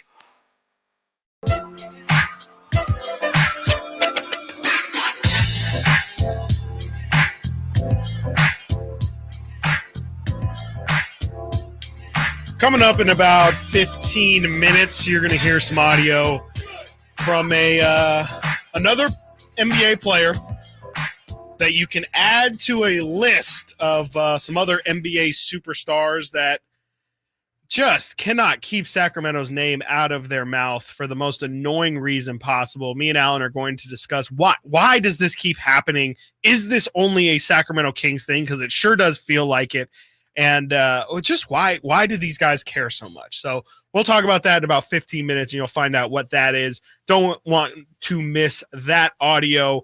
There's some other audio that goes with it as well that I'm tired of hearing, but we're gonna play it for you in about, again, 15 minutes. But starting right now, we are going to get into the Niners roster moves. We've definitely talked about it a bit. We had Grant Cohn on the show earlier. You can check that out over on our YouTube channel if you missed it. Asked him a ton about the Niners roster moves. I asked you earlier, Alan, about Elijah Mitchell being on the IR. If that surprised you, we talked a little bit about the Niners tight end problems and how they've invested so much into tight end and only end up carrying 2 on their roster. I think Grant did tell us that I think he said that they're bringing Logan Thomas back as well. So they will have 3 available tight ends, but just none of them were the ones that you expected. None of their 2 draft picks at tight end from last year are no longer with the team. An undrafted free agent and a converted quarterback are the backups for the Niners at tight end right now. They are also an interesting roster note. And I don't know if this says anything about the Brandon Aiyuk situation, Alan. The Niners are carrying 7 wide receivers, which is, I would think, 1 more than what you typically would. It's Debo, Aiyuk, Jennings, Pearsall, Jacob Cowings, who had a really good preseason, Chris Conley, and 1 Ronnie Bell. Were you a little surprised to see, I think we talked about it a little bit yesterday, but Ronnie Bell making it, and your boy Danny Gray no longer with the team. Yeah, no longer with the team. And, as far as the whole situation with Ronnie Bell, you just have to make things look a lot easier than he did. And he really scratched and clawed to stay with them. And I think we were talking about a certain play where it just shows, he's hard to tackle. He fits the bill. He fits the type of receiver that they want. But the Niners are in a tough spot because I think they have figured out that they're probably not gonna get a receiver back if they move off of Brandon Aiyuk. So maybe that was part of that as well. And we're seeing here, Chris, and I know Grant Cohn spoke about it. Yeah, the Niners for this practice, it seems like, and Greg Papa was on the flagship, the Niners are drawing that line in the sand with Brandon Aiyuk, and they are no longer, because they were essentially waiting. They were saying he was injured, right? Yes, to allow him to not get fined. And they have basically said, yeah, we're not doing that anymore. Good. So a lot of eyes are going to be on this practice. And everybody's going to be out as far as the body language. And is he smiling? Is he happy? So I do think, Chris, and you've hung with me here, and I appreciate you for doing so. There's got to be the Niners are saying we have to do something. And there might be some movement now because, they're just not letting him skate by anymore. Yeah, no, and it's about time that they really did stop trying to hold the front that he was injured and that this, yes, obviously the negotiations were going on, but he actually had a hurt back, and it wasn't, they had him travel with the team on the road to that Raiders game because he was still part of the roster. And, I think they're doing their part. Brandon definitely did enough of making them feel uncomfortable. Maybe this is them getting a little bit of get back here, and maybe it is on the way out. And maybe, those Steve Young comments that we played earlier, maybe it is true that relationship might be a little stretched, might be a little strained. And this is the Niners' way of saying, yeah, like you asked Grant, I know Trent Williams kind of threw a wrench in everything, but I don't think they were expecting this to be as difficult as it is. And maybe this is just them kind of throwing this back in Brandon Aiyuk's face and saying, yeah, we're not going to make this easy for you either, Yeah. Let me ask you a question, Chris. The fact that the word on the street is they're essentially saying, hey, Aiyuk, you have to practice. You don't have to practice, but we're not going to pretend like you're injured anymore. Right. Does that tell you that the Niners feel like this thing is as good as it's going to get, and it's up to you? Because if you were still, like you said, if you were still negotiating in good faith and felt like you were moving, why do that? This to me tells me that the Niners are saying, yeah, we don't really know what else to do. We feel like we've come as far as we can go, and maybe a trade pops back up. But in the meantime, Yeah, you can get fined now. We're no longer feeling like this is a good faith situation. Yeah, no, I mean, I think that's a great point. I mean, I definitely think that it is them 100% just throwing it back in his face. And I mean, I do think, it's about time, frankly. I mean, for me, from my perspective, I've been waiting for the Niners to kind of start playing hardball here at some point. And I think they've been very fair to him. I think that, like you said, good faith. I think that's really the word, is they were legitimately even though I'm sure they were annoyed, they did all that they could to make this Brandon Aiyuk situation as soft as possible. And it's been incredibly difficult. So yeah, definitely not sure if the 7 receivers is any pointing to that, but these 53-man rosters, to be honest with you, it's a bit of a sham. Like it's the official roster for that day, because we already see the Niners have claimed tons of players, 3 actually, in which they had cut just yesterday.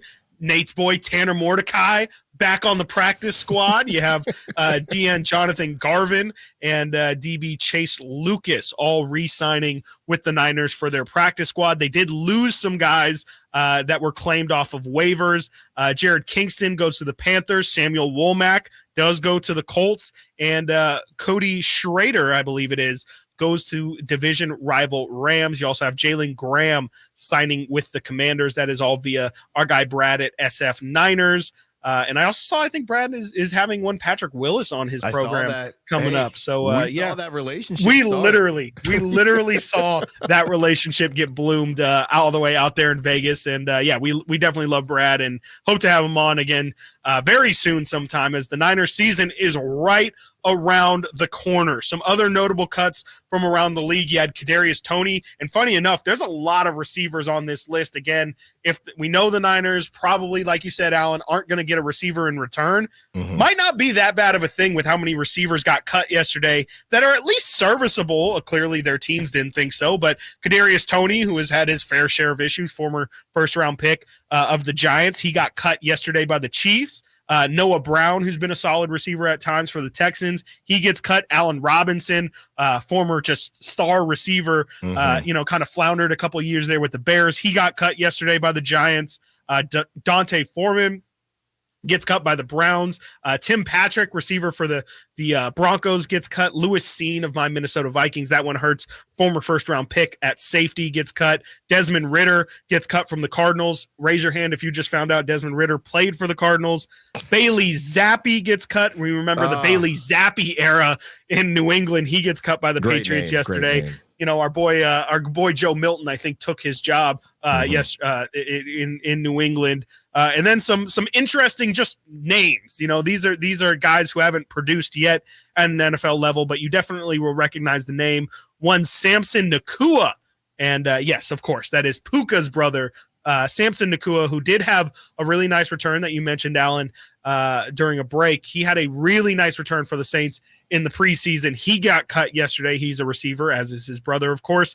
And one, Frank Gore Jr. is cut by the Buffalo Bills. Alan, do you see, we talked about it on draft night, is there a Frank Gore reunion happening in San Francisco anytime soon with Junior? If I'm not mistaken, Senior played for the Bills too, didn't he? Yeah, well, and look at this, right? With Elijah Mitchell and that situation, I mean, maybe there is an opportunity, but yeah, I don't know. I feel like somebody is gonna pick him up real quick, Chris. Yeah, on the Jared Kingston, I don't know how much of social media you've been on, but Niners fans are rioting right now about Jared Kingston. I mean, offensive line guy, and he was a 6th rounder, but the tape was incredible, and Niners fans are not happy because he was waived and he was immediately picked up by the Panthers. So a lot of people not happy about that. Jason Aponte, who's been on this show a couple different times, says Jared Kingston was claimed by the Panthers. I'm sure the 49ers hoped he would make it through, but his 92 athleticism score at the 2024 Combine was 3rd overall for all guards and was on other teams' radar. Somebody else, Nicholas McGee, who's 49ers beat writer for A to Z Sports NFL, says the 49ers lose draft pick Jared Kingston to Carolina and Cody Schrader to the Rams. Those two will both sting, cutting Kingston looking like a very ill-judged move by San Francisco. Wow. Okay, well, there you have it. Of course, wouldn't be a Niners offseason if there wasn't some sort of controversy. And seems like the Niners stay the most intriguing team in the league as, even their cuts make news. And like we talked about earlier, even their undrafted free agent tight ends are apparently so good that they didn't need to see them in the preseason. Coming up next, again, another name gets added to a list of NBA superstars who cannot keep Sacramento out of their mouth. We'll tell you who it is and what he said coming up next, right here. Stiles and Watkins, Sactown Sports. The only place you'll find De'Aaron Fox is Sactown Sports. Spins away from the defender, in the paint, soft floater. That's a great play by De'Aaron Fox. Hey, Sacramento, it's De'Aaron Fox, and you're listening to the home of the Sacramento Kings, Sactown Sports. Your local sports leader. Attention, if you owe money to the IRS, this is an urgent message. The IRS is cracking down by sending out heart-stopping letters, aggressively garnishing paychecks, seizing bank accounts, and putting liens on homes and businesses. They call it enforced compliance, and you better watch out because penalties and interest on unpaid taxes compound daily, making it seem impossible to ever get out of debt. Don't let the tax debt destroy your life. You need to call Optima Tax Relief, the #1 tax resolution firm. They're experts in the Fresh Start Initiative, one of the biggest breaks that the IRS has ever offered. If you qualify, you could save thousands. Optima's resolved over $1 billion of tax debt for their clients. A+ rated with the Better Business Bureau. They'll fight to get you the best deal possible. Call Optima now for a free consultation. Call 800-343-6460. 800-343-6460. 800-343-6460. Optima Tax Relief.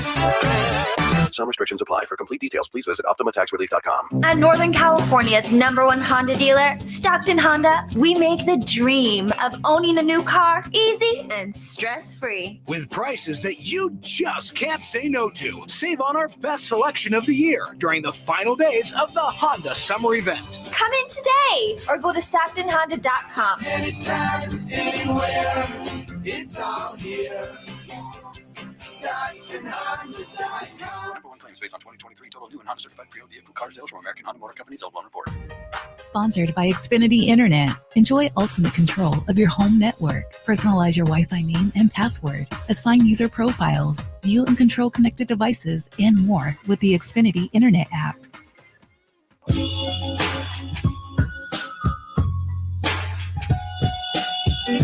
Live and local. Live and local. This is Sactown Sports. Stiles and Watkins. Alan Stiles joining us remote right now as he is doing some Oakland Ballers work throughout this week. And while you are out there in the Bay Area, Alan, Nate actually just came in and sparked a question for me. Nate was obviously out in Orlando last week. He was in Disney World and was telling me about Wawa, which is like a convenience store down there. And he was like, I went there and got lunch every day. Like, it's a great selection. And I just wish they had one here in Sacramento or just on this coast even. And, you being from the Bay and you also spending some time in Philly and in college, is there a place that you kind of wish Sacramento had that you just are like, man, like this place is amazing and I can't access it here in Sacramento? Yeah, so there's two versions of that, right? So there's and I don't even know how to explain Wawa. It's like a convenience store, but they have the screens and they make breakfast burritos, they make sandwiches, you do everything on the tablet. Like you just pick it up. It's awesome. And it's a 24-hour deli too. It's like ready to go whenever. There's another version of that called Sheets, and it's just Sheets, but with a Z instead of an S. And my wife loves that one, but it's pretty similar. That's Philly-based as well? Yes, yes. But or Wawa, at least it's in the East Coast. Yeah. Right. Wawa is ridiculous. I mean, we would get sandwiches before, after practice, basically every day. And then during Thanksgiving, they have their gobbler, and the gobbler is ridiculous with the stuffing and the turkey. Yeah, I definitely wish there was a Wawa out here for sure. Sure. Interesting. Yeah. I mean, it's one of those things where I didn't know I was missing out on something until now. And now I really feel like, because like that's exactly what I need. Like I really struggle for just like convenient, quick food. It's awesome. Is it still gas? Is it? No, it's does better. it give gas station vibe at all? Or no, like better. You feel fine. Okay. It gives off the vibe a bit. But the food is good. Like it's not under a lamp or something, because I think that's the problem if you go to your 7-Elevens or anything. It's they're like this cooking pizza's right been out for 12 hours. Yes. Okay. You see the line happening. Well, at least the ones I went to. It's not gourmet, but it's definitely not anywhere near gas station level. Yeah, for sure. I love Wawa. Interesting. I love Wawa. Yeah. I might have to make a trip. I gotta be honest here, and now that we're moving in this direction, I know how Nate gets towards the end of the show. He just wants to take it off the rails completely. Every day. So now, all parts of the show. So now that I'm out here, I got to be honest with you guys. There's really only one, because I'm an Al Pastor guy, right? Ooh. And now, what do you mean by out here? Where are you? I'm in Concord. I'm in the Bay Okay. Area. Okay. Well, most people consider it the Bay Area, and it Yes, is Bay right. Area, We so don't need to get into that don't again. tick me off. We're in the all Bay right? Area too, right here in Sacramento. I mean, according to Aaron Judge. So anyway, I'm out here, guys, and there's really only one burrito spot. And I was doing my Alan Asks situation. I was doing that for a bit on Twitter to figure out places in Sacramento.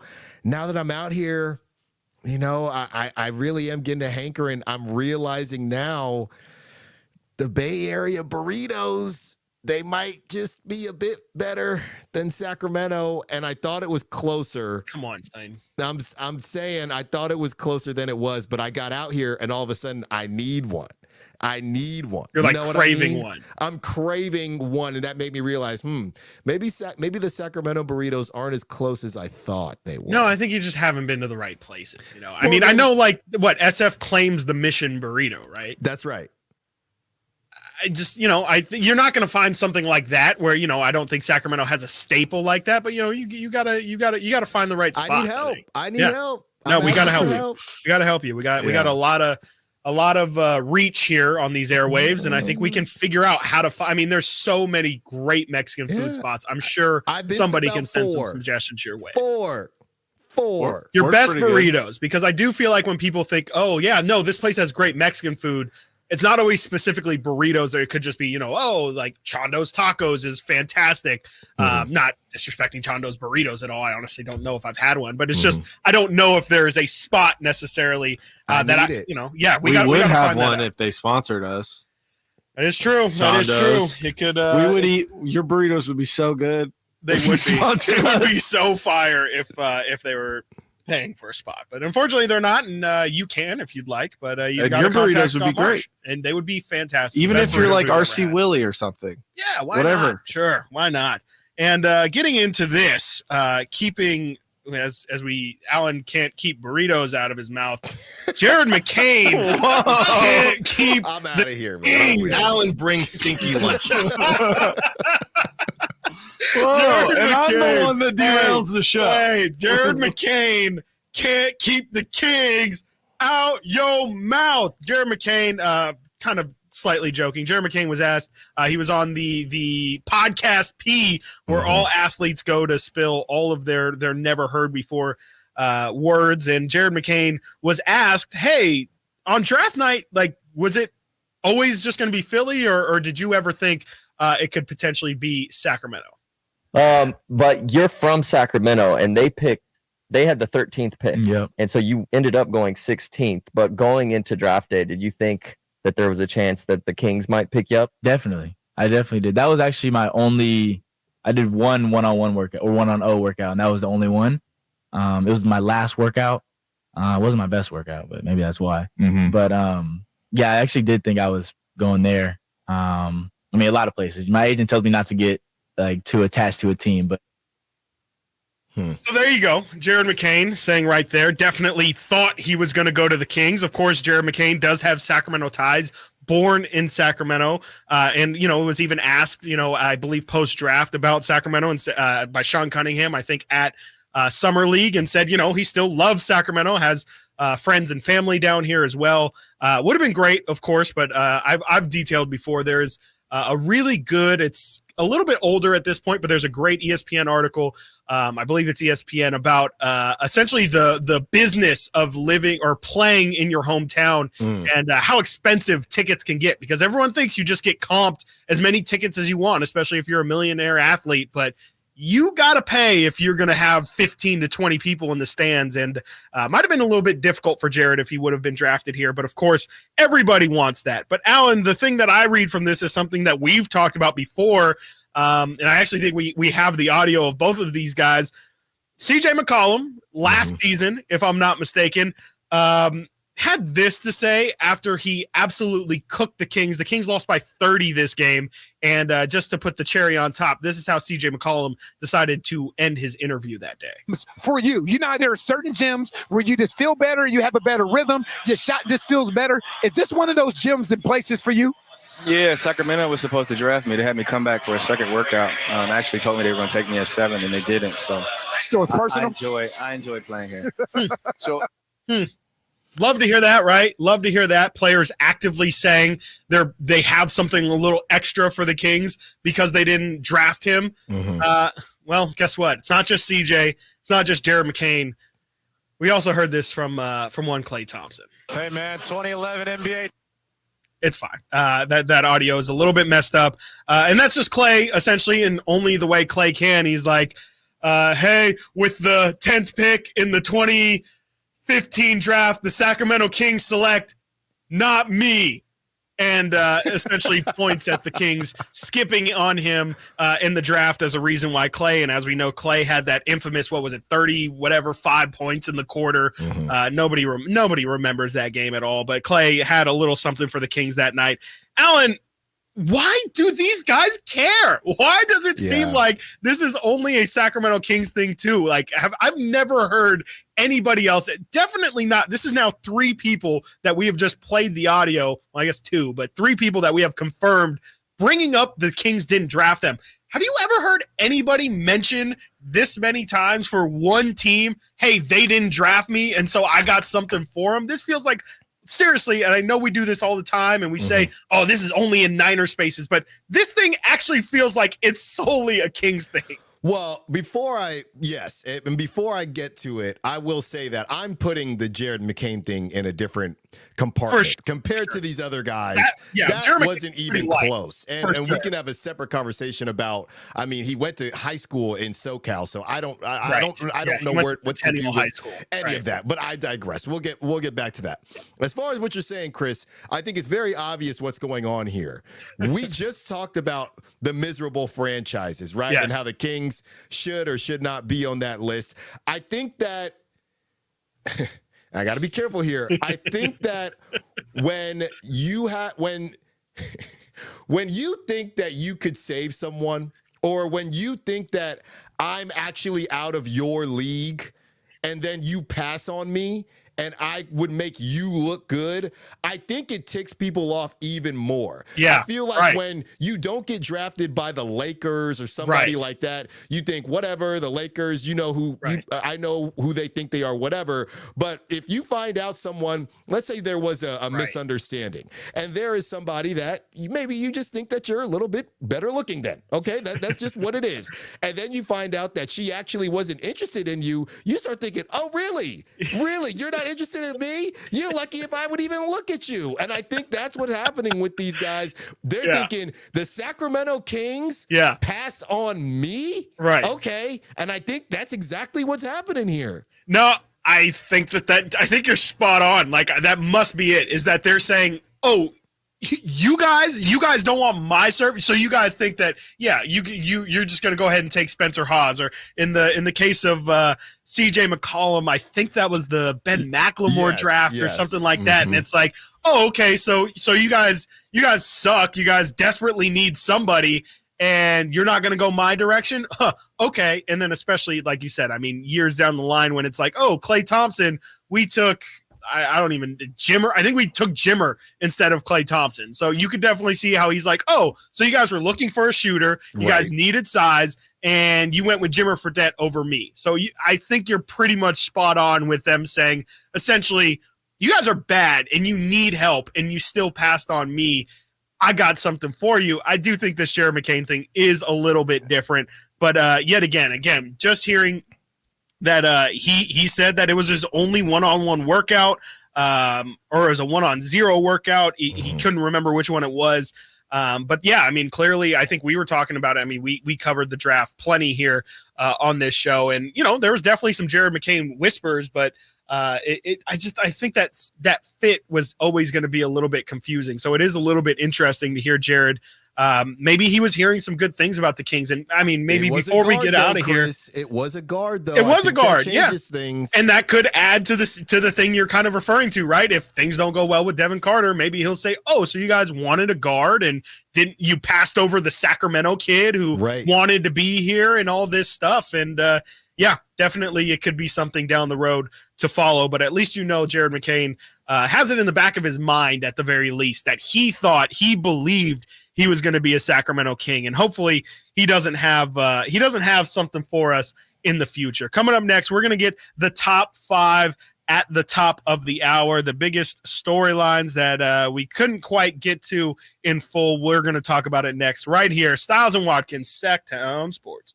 Subscribe to Sactown Sports on YouTube and watch the Carmichael Dave Show with Jason Ross, Stiles and Watkins, and the Drive Guys. Live Monday through Friday from 6 to 6. Plus view archive shows and exclusive content. Subscribe at youtube.com/Sactown Sports. I didn't ask to be thrown in the streets with nowhere to go. I didn't think I'd survive.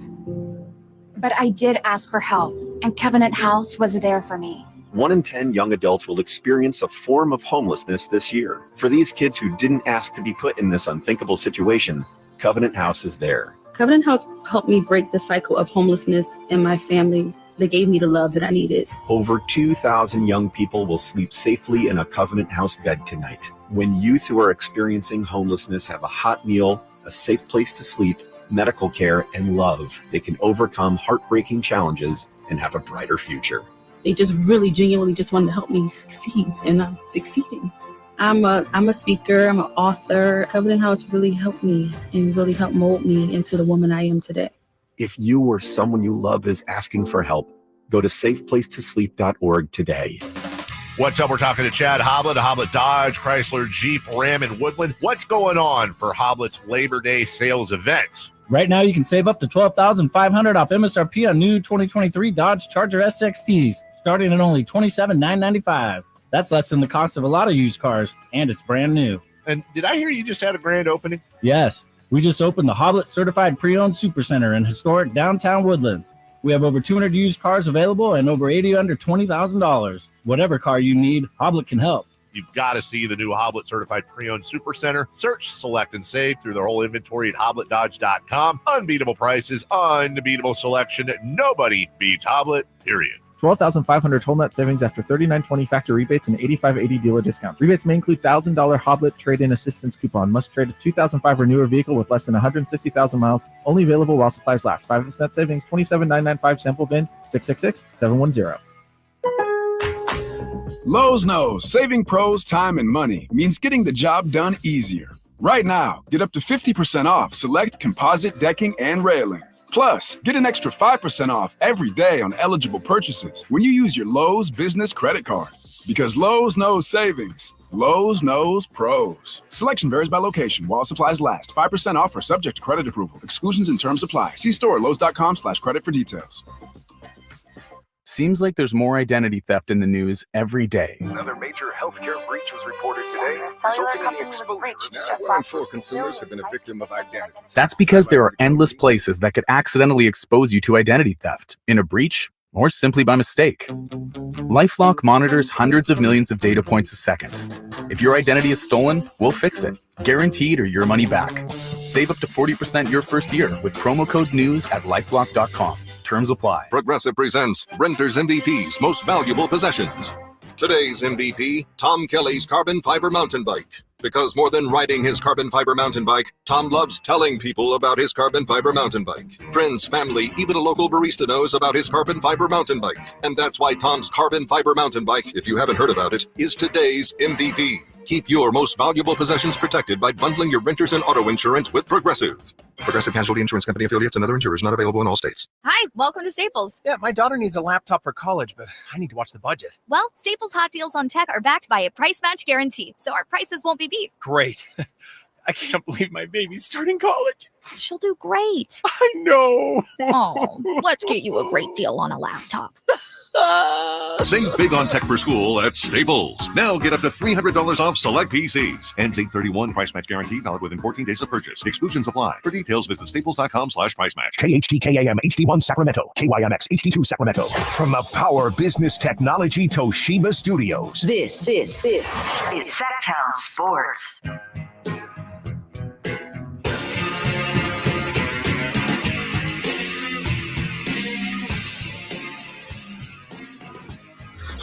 Sactown Sports. Check us out on YouTube. Search Sactown Sports and subscribe.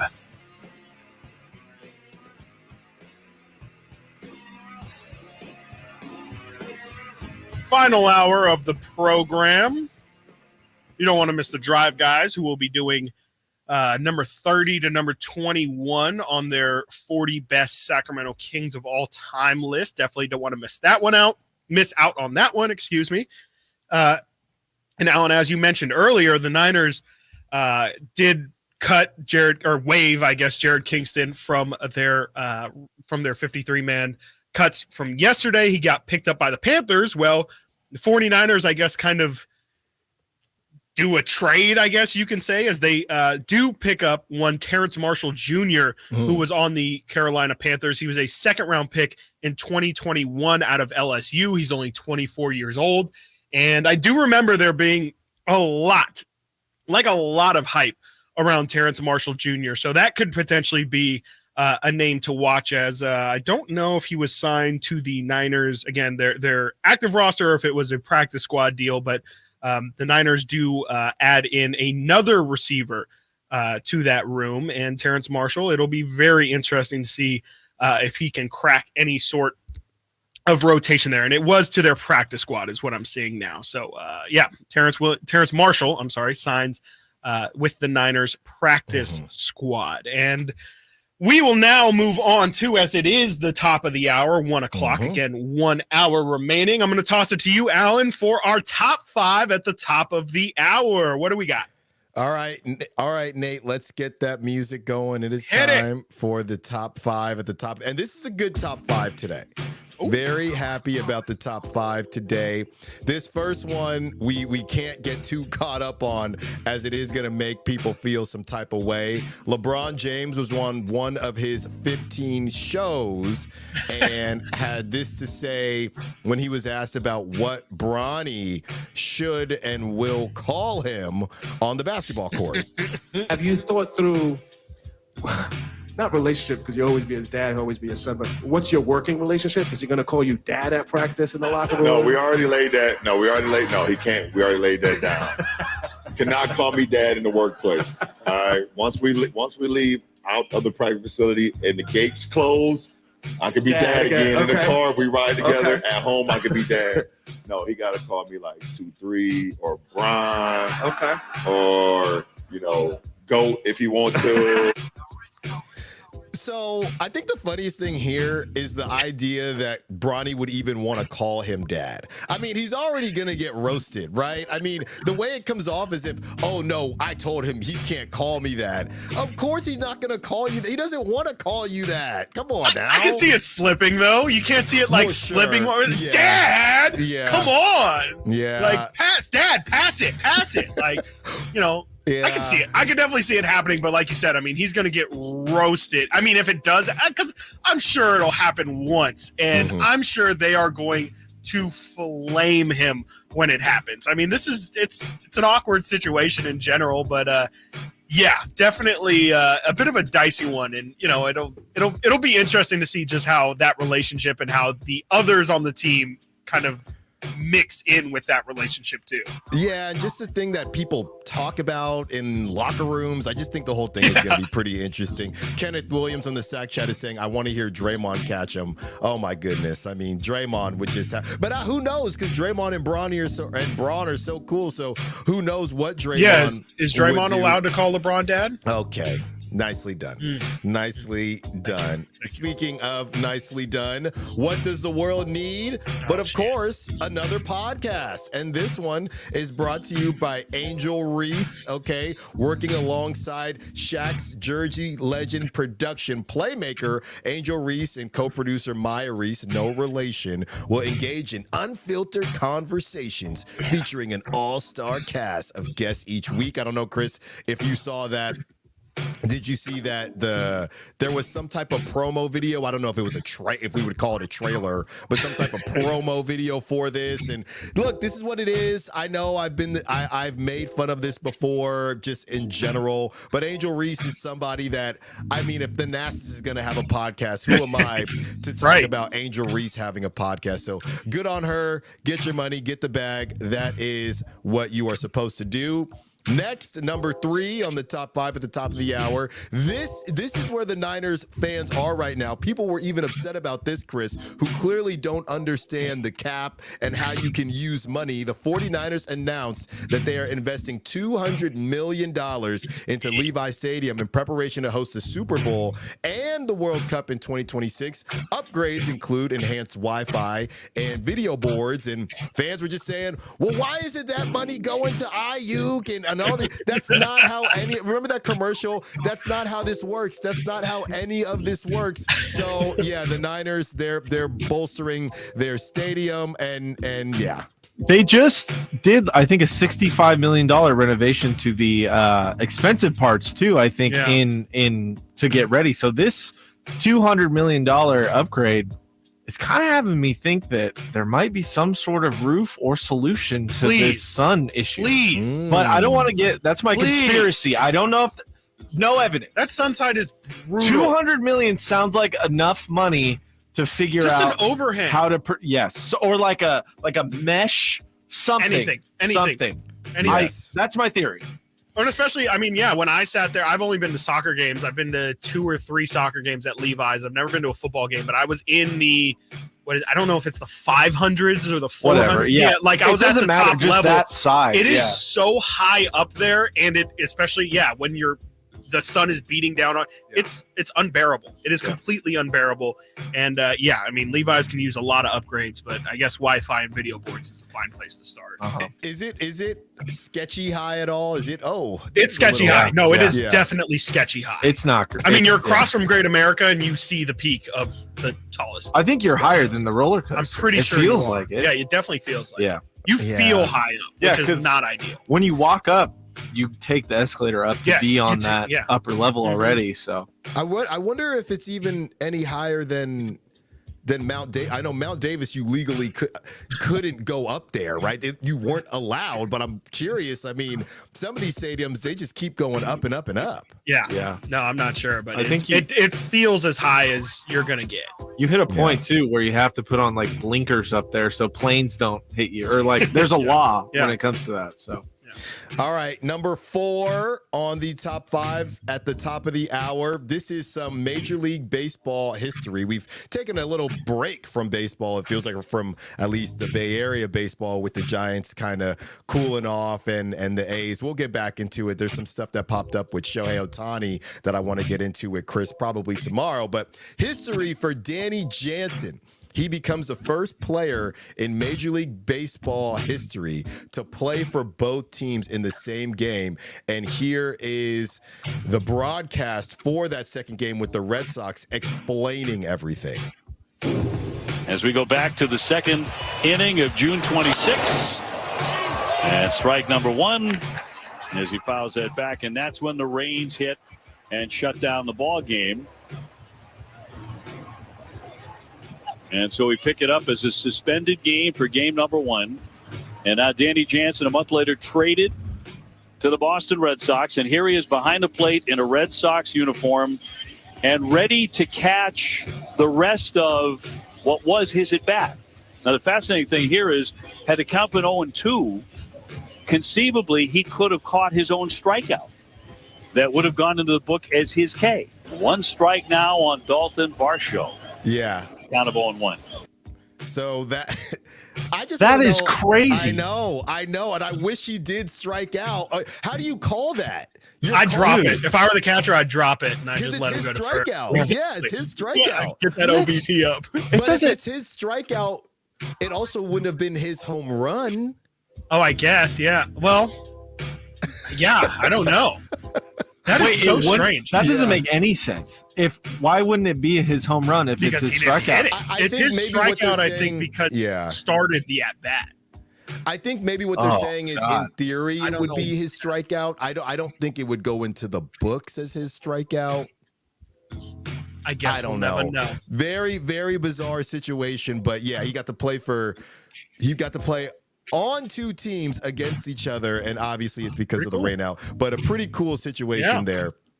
And last but not least, Chris, you actually sent this to me, and how they chose these. Why is it always the same places when it's expansion teams, when it's new expansion flavors for Chipotle? So Chipotle is trying out a new honey Chipotle chicken flavor in Nashville and in Sacramento, as we're sitting here talking about real Mexican food here, and everybody is giving me a bunch of places to go to, so thank you for that. But yeah, Chris and Nate as well, are you in or out on trying the honey Chipotle chicken at Chipotle? I would try it if they sponsored us. We've been trying to get Chipotle for a while. I don't know. I mean, I think I'm interested. Like, there's going to be the honey aspect is intriguing. I'll probably try it. I don't know. I mean, I think I saw in the message of the release, it was like their highest graded test kitchen item in Chipotle history. So apparently it's tested very well. We'll see. And I think the reason why it's like Sacramento, Nashville, and Kansas City are usually the test subjects for these kind of things. I know Taco Bell, like when they did their happy hour, I remember I was in high school in Sacramento, was one of the test places. It's because we're so diverse, honestly. Yeah. It is. It's one of the most diverse cities in the country, and I think that's the reason why a lot of these places have decided, let's go to Sacramento and we'll test that, because it is a really good, true melting pot of, hey, well, there's all types of everybody out here. And so I believe that is why we typically are chosen for these kind of test things. Did you say that? Was it Cat Williams who came to Sacramento? It was, yeah. Okay, Yeah. I know there was a comedian who said, I like to go to Sacramento. No, that was on Shannon. That was Bert Kreischer.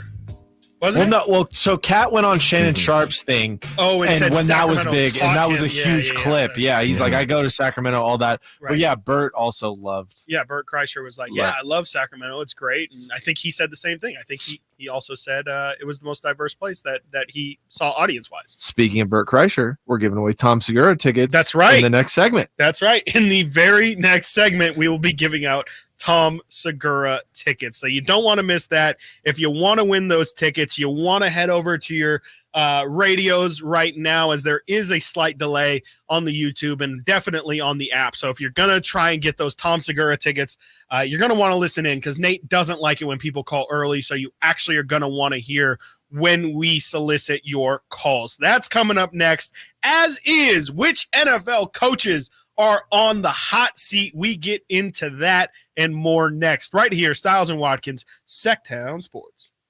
What's the missing piece for the 49ers? Which names will they add during free agency? Whether it's in season or off season, the coverage never stops. Get the latest 49ers news on Sactown Sports at SactownSports.com.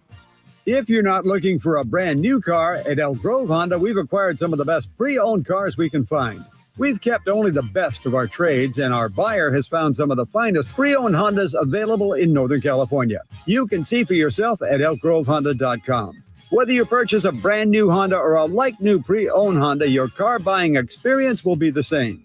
We have the right Honda at the right price. You'll find us in the Elk Grove Auto Mall, Highway 99 and Elk Grove Boulevard. I gotta get an Elk Grove Honda. Hey, this is Greg Pop-Up. Are you working through a major insurance claim? SunPoint Public Adjusters can help. SunPoint prepares, presents, and negotiates your claim with the insurance company, working only for you, making sure you get everything you're entitled to, not what just some adjuster working for an insurance company thinks you should get. Call SunPoint today at 247-7865 or contact us at sunpoint.us. Sunpoint Public Adjusters, the gold standard in public adjusting. License number 2N14884.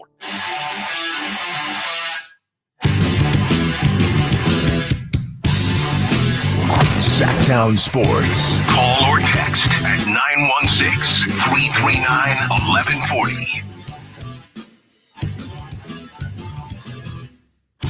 In about a minute, maybe two, depending on how long this takes, we will get into the NFL coaches that are on the hot seat right now, and whose seat is the hottest, who's actually a little bit overrated when it comes to how hot their seat is. We will again talk about that in just a couple of minutes. But before that, we have to give away this pair of tickets to see Tom Segura. You know him, you love him. The one and only Tom Segura is touching back down in Sactown next Thursday, and we want to give you our exclusive Stiles and Watkins tickets to enjoy the show. All you have to do is hit up the Folsom Lake Honda hotline right now, and we are looking for caller number, Alan Stiles, what number are we looking for? Alan Stiles, what number are we looking for? We're looking for caller number 3. Caller number 3.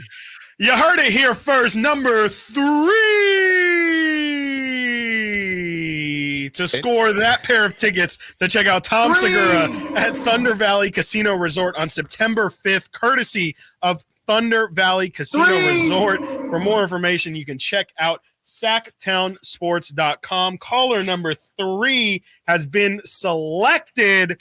Congratulations to that caller. Alan, it's already full. I mean, the phone lines, I don't know. I mean, we know that Nate is not one to select early callers. And yeah, the lines are full and Nate has picked up the phone. So shout out to our winner. Caller number 3 wins those Tom Segura tickets. We will have tickets the remainder of this week, tomorrow and Friday at around this time. So if you missed out today, you can have an opportunity to get those tickets tomorrow. And again, Tom Segura coming to Thunder Valley Casino Resort on September 5th. Definitely don't want to miss out on that show. As Nate mentioned, friends of Bert Kreischer, who many, I don't think actually know, me and Alan had a unreleased interview with one Bert Kreischer when we were out in Vegas. It was probably, if not definitely, the best interview we had, but because comedians can be comedians, we weren't able to air that. But maybe one day, maybe in the Lost Files, the Lost Stiles files, we can release that Bert Kreischer interview.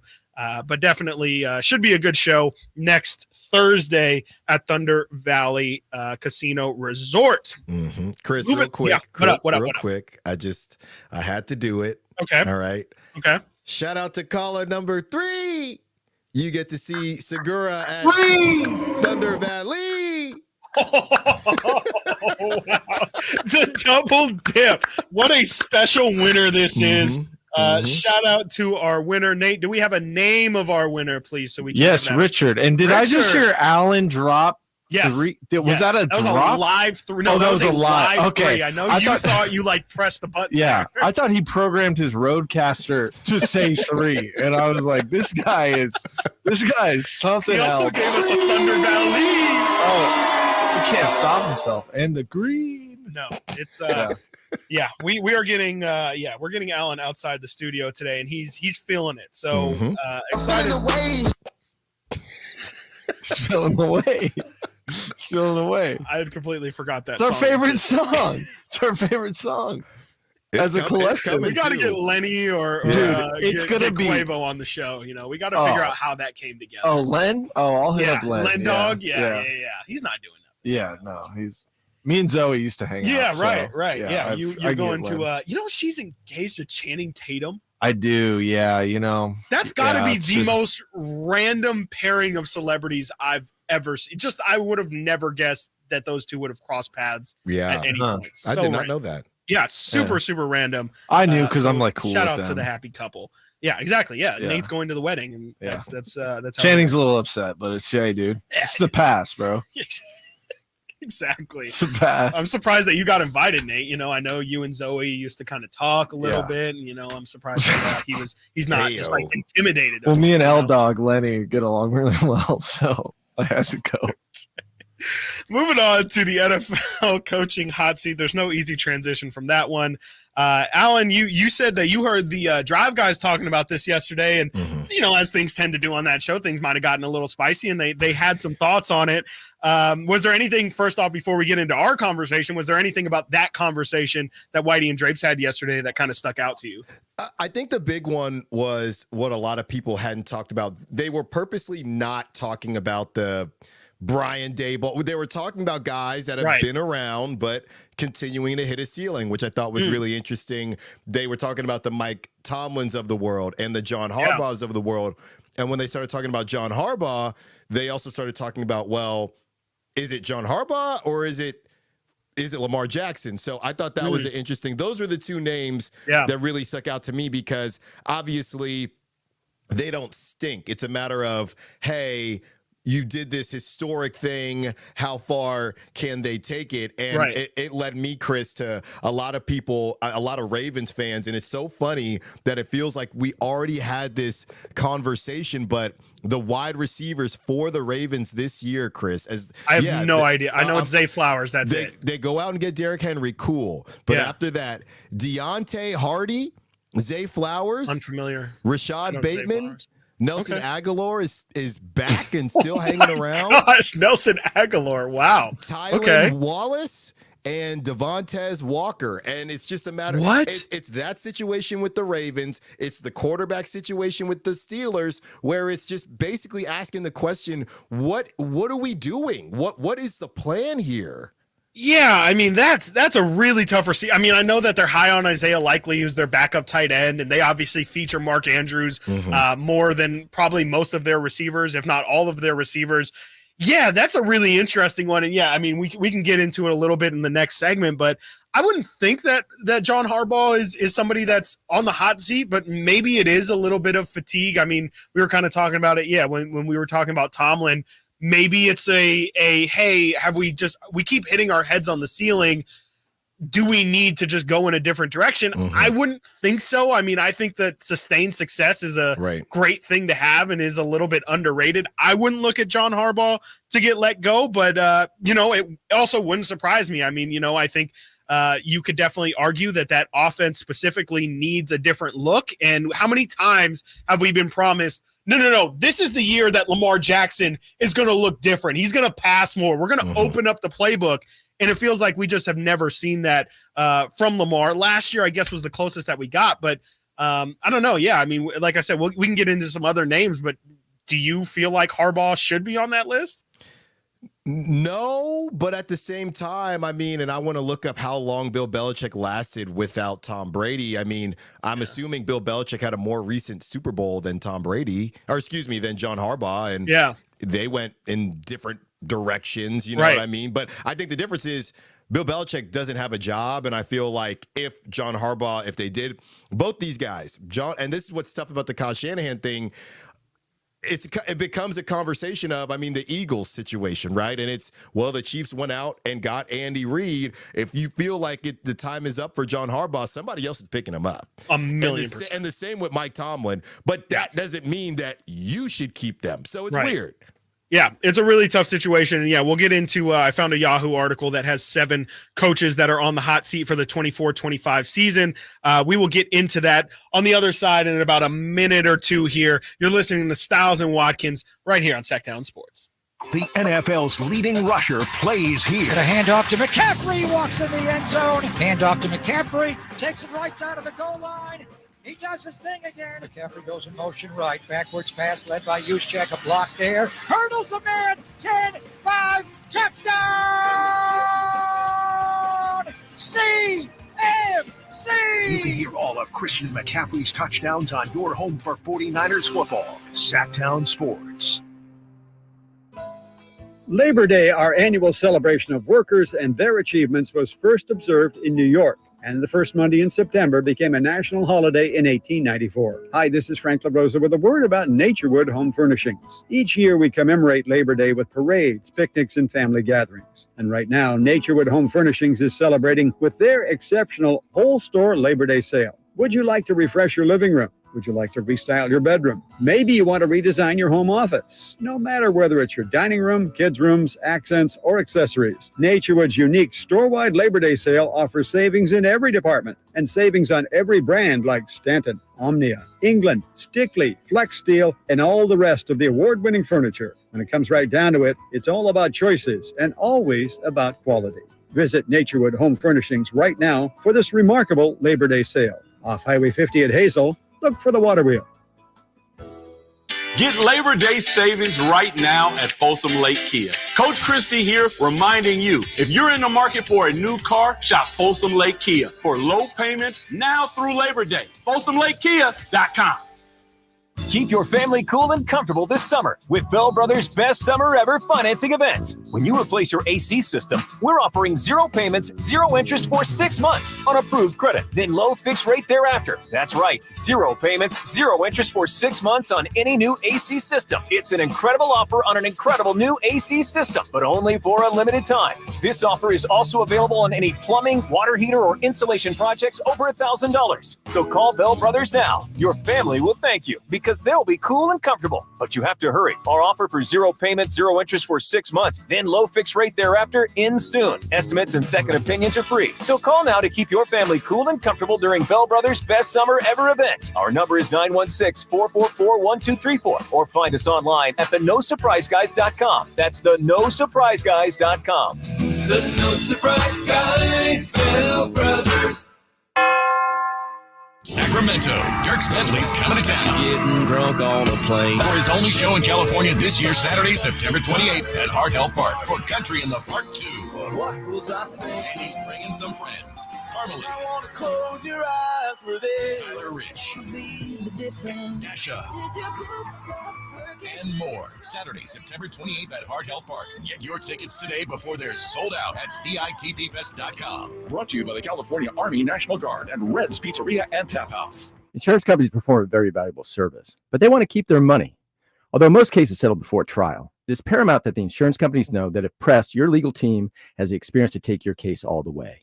For 25 years, Ashton & Price has earned the reputation that if the insurance company isn't fair, we're ready to force them to be fair.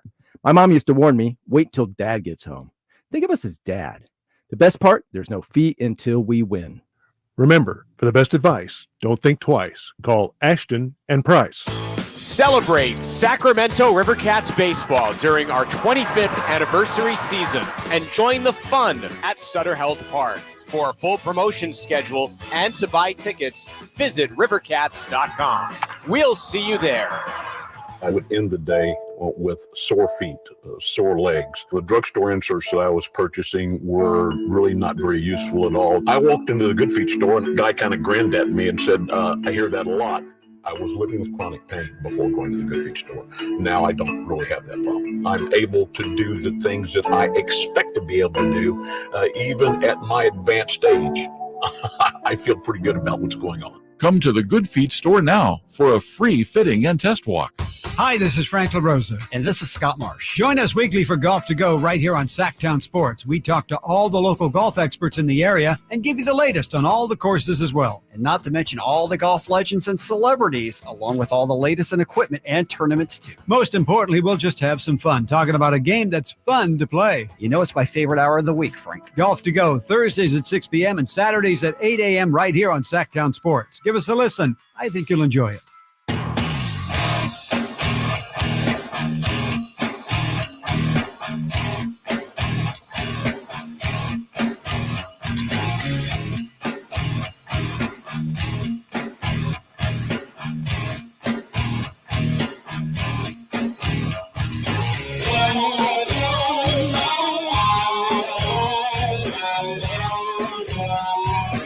Live and local. Live and local. This is Sactown Sports. Stiles Watkins, half hour left with you. We're going to get into it. We kind of just scratched the surface on the coaches who might be on the hot seat this NFL season. And then after that, we're going to have Whitey Gleason in here.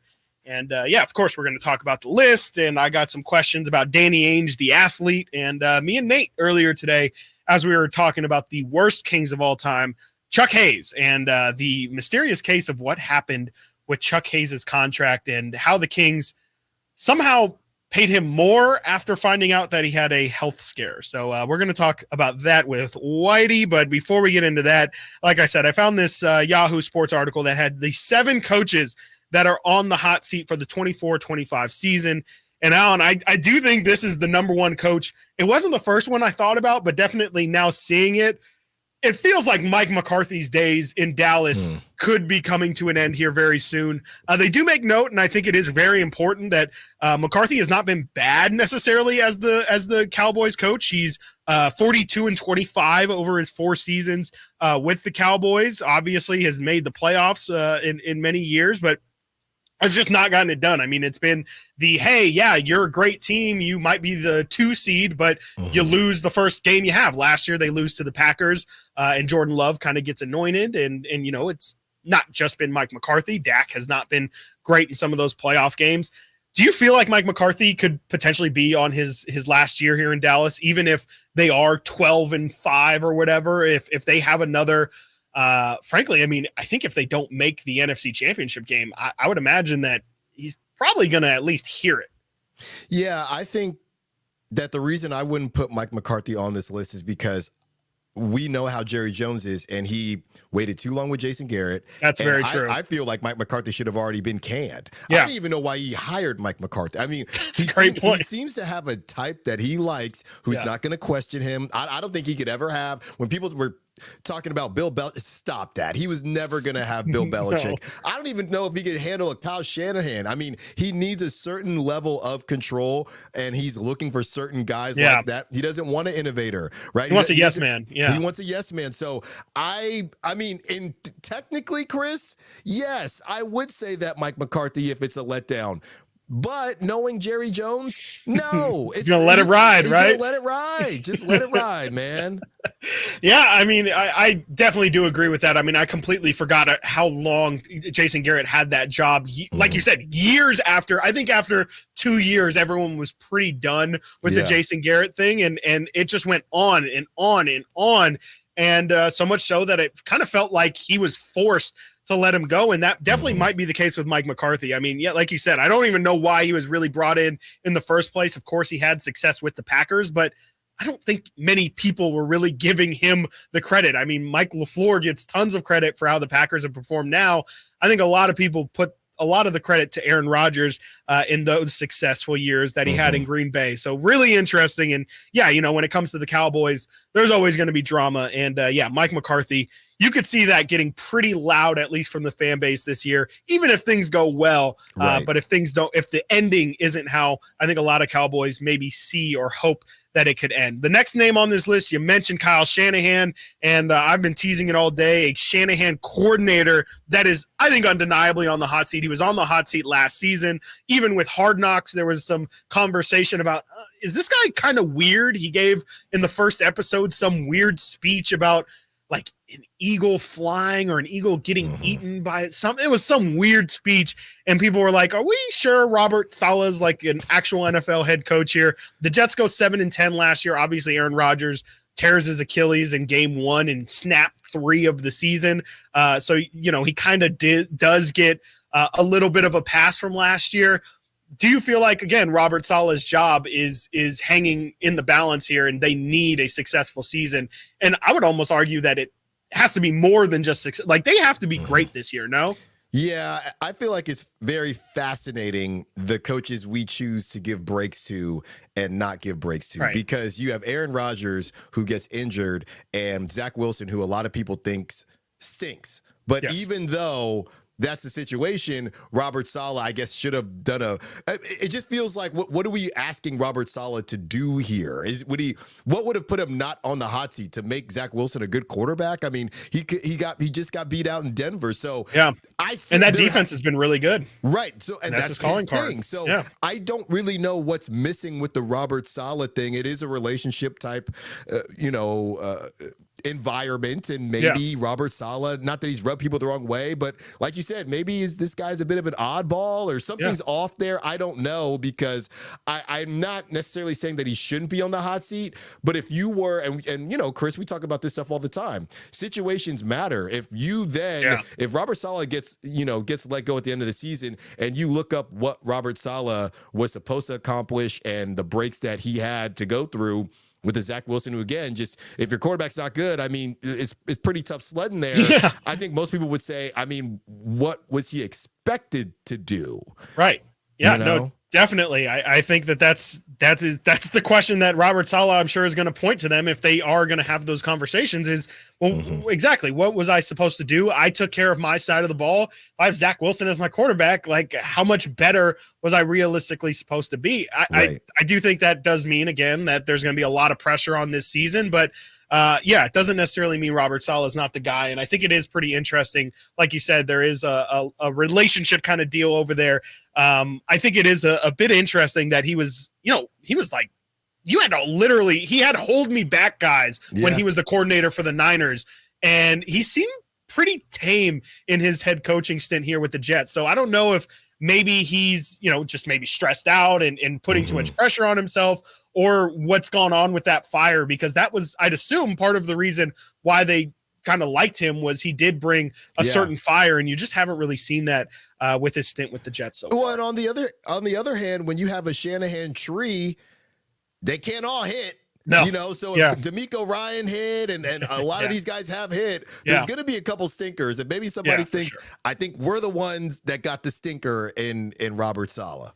Yeah, no, and it'll be interesting, too, as the Niners have kind of shuffled through D coordinators. If Robert Saleh does get fired, and if he is available, do the Niners look to bring him back, as they are now at Staley is like their assistant defensive coordinator or whatever, and Sorensen is their official defensive coordinator.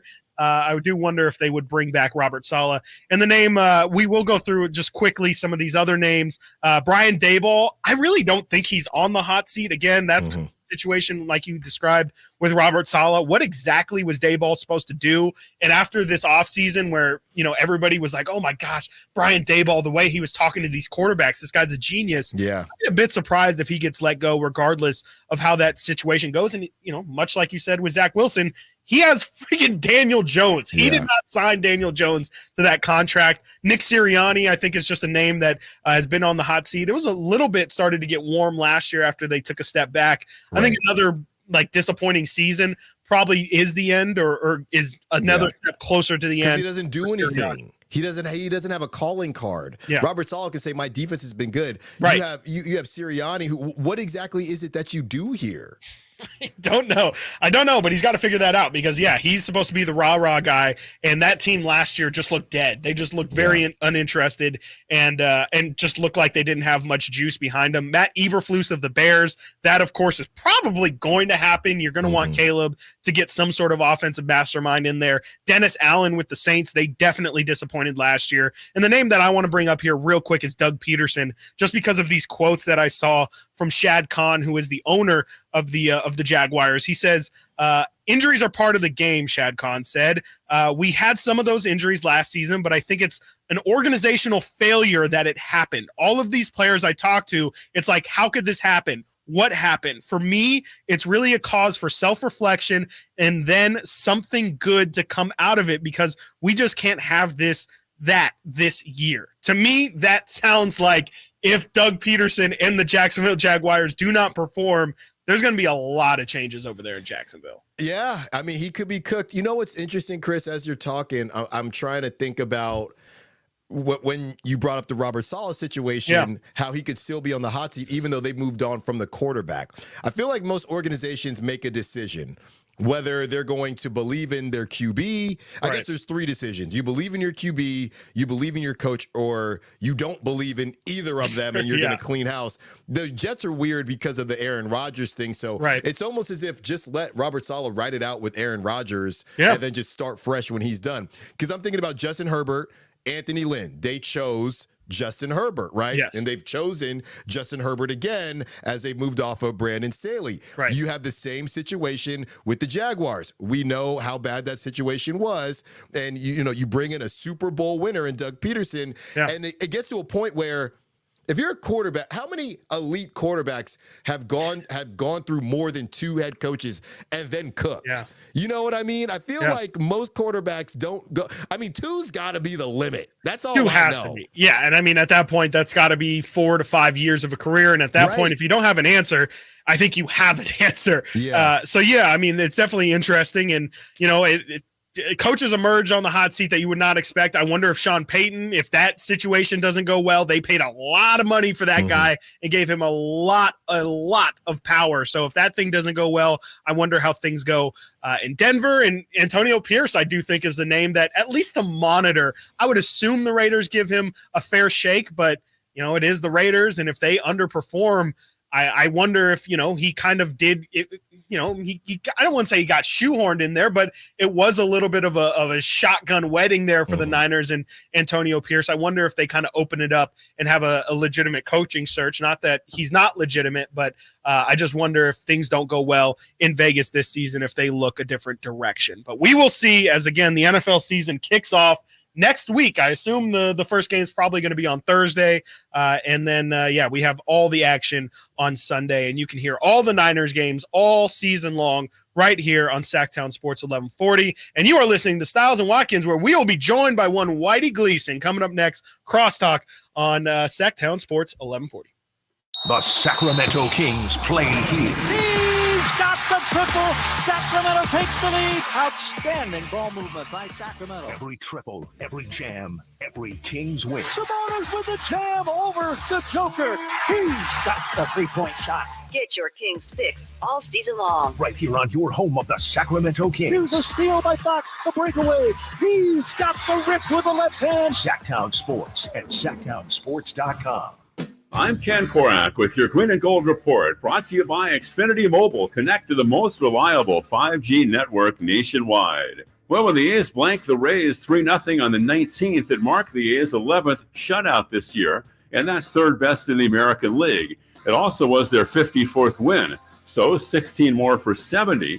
Now, the A's won just 50 games a year ago, so a 20-game improvement last year to this year, that would be pretty impressive. Want to save on some of the biggest names in streaming on the network made for streaming? Now through September 21st, get 150 megabit Xfinity internet for 12 months with a 1-year contract. And for just $15 a month, add the new Stream Saver that includes Peacock, Apple TV Plus, and Netflix for just $35 a month. Switch at Xfinity.com today. Restrictions apply. Requires paperless billing and autopay to store bank account. Equipment, taxes, and fees extra. After promo, regular internet rates apply. Currently $54 a month. Actual speeds vary. Stream Saver requires Xfinity internet or TV and price subject to change. Sacramento Dodge Chrysler Jeep Ram. They believe it's all about people and choices. Their goal is to find the car that fits your lifestyle. With their huge inventory of models, they've got the right car and, more importantly, at the right price every time. Experience for yourself why their customers drive away smiling. Discover the difference, because it's not just about the car, it's also about the people. Experience the Sacramento Dodge Jeep and Chrysler difference off Business 80 next to Hagen Oaks, or you can find them online, sacsuperstore.com. Why choose a Sleep Number smart bed? Can I make my side softer? Can I make my side firmer whenever I want? Can we sleep cooler? Sleep Number does that. Cools up to 8 times faster and lets you choose your ideal comfort on either side. 94% of Sleep Number smart sleepers report better sleep. And now, during our biggest sale of the year, save 50% on the Sleep Number limited edition smart bed. Plus free home delivery on select smart beds when you add any base. Ends Labor Day. To find a store near you, visit sleepnumber.com. I want to learn how to cook, but I keep ordering takeout. Accomplishing goals is hard, but when your goal is to learn a new language, Babbel makes it easy. In just 15 minutes a day, Babbel will help you start having conversations in as little as 3 weeks. Words and phrases you'll actually use. So when someone asks, "How's your French going?" you can say, Babbel facilite grandement l'apprentissage d'une nouvelle langue. Now try Babbel for free at Babbel.com. That's Babbel.com. Babbel.com. I found out that one of my players was vaping. I brought him in and asked him, "Where did this stuff come from?" He said, "It's bigger than you think, coach." He had told me that almost everybody in my team was vaping. The next day, all the parents came in, and I said, "Hey, you as parents need to do your part. You guys need to figure out how, why, and when this stuff is happening, and we got to get it fixed. Coach Sanchez and his team took vaping head on. Learn how he and other Californians are beating big tobacco at undo.org. Whether you're tinkering in your garage or tackling big projects, if you know the value of working with your hands, you know Harbor Freight. And you can be confident knowing that at Harbor Freight, you can get quality tools at prices that work just as hard as you do. Because the only thing more satisfying than a job well done is a job well done, well under budget. Whatever you do it for less at Harbor Freight.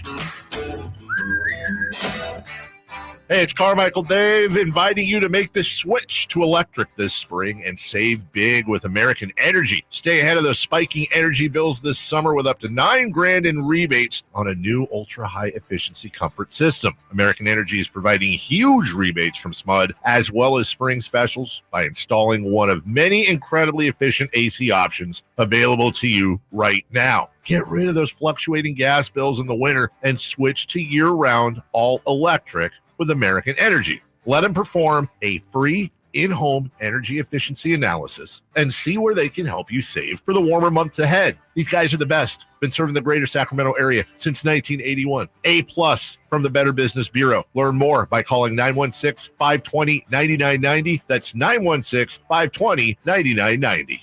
Call 916-520-9990 now. Lead generation is one of the most important aspects of any marketing campaign. Let us help you identify your target audience and market your products or services to them. Go to aimyourdigital.com today. aimyourdigital.com.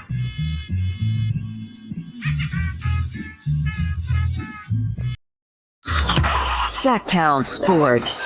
Check us out on YouTube. Search Sactown Sports and subscribe.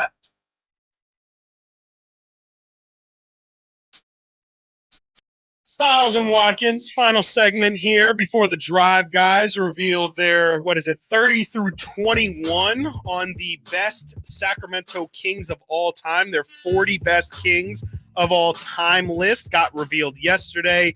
The 40 through 31. If you missed that list is Danny Ainge at 40, John Salmons 39, Bogdan Bogdanovic 38, Francisco Garcia 37, Olden Polynice 36, Brian Grant 35, Keegan Murray 34, Hedo Turkoglu at 33, Kenny the Jet Smith 32, and Scott Pollard at number 31. And joining us on the crosstalk, of course, is one Mr. Kevin Michael Whitey Gleason. Hello. Good job today, Chris. Thank you. Appreciate it. Couldn't have done it without Alan as well, who is joining us remotely in the Bay Area as he's doing his Oakland Ballers duties for the week. Whitey, was there any of the, or I guess who, I think all of these are surprises. Obviously, you didn't know the list before it gets revealed, but are there any surprises for you on that list? I wasn't necessarily surprised, but of the guys you just mentioned that we had yesterday, the one guy that I didn't have on my list at all was Francisco Garcia. I get it. Yeah. I'm not saying, oh, that's terrible, but I'm just saying, okay, I didn't have him. Yeah, because it wasn't, we were just talking. John Salmons spent years with the Kings. I think Francisco wasn't there anything, he wasn't there for 5-10 years or anything like that. So it is a bit surprising that he ends up, what did he finish? 37 on the list ahead of guys like Bogey. And earlier today in the show, me and Alan were talking about Danny Ainge. I can't remember in what capacity, but we got to, and I know you know a lot about this, you might have been the person who initially told me about it. Danny Ainge in high school. I was trying to tell Alan that this guy was like, not just a great athlete, but was like a supreme athlete in high school. He was an All-American in football, baseball, and basketball.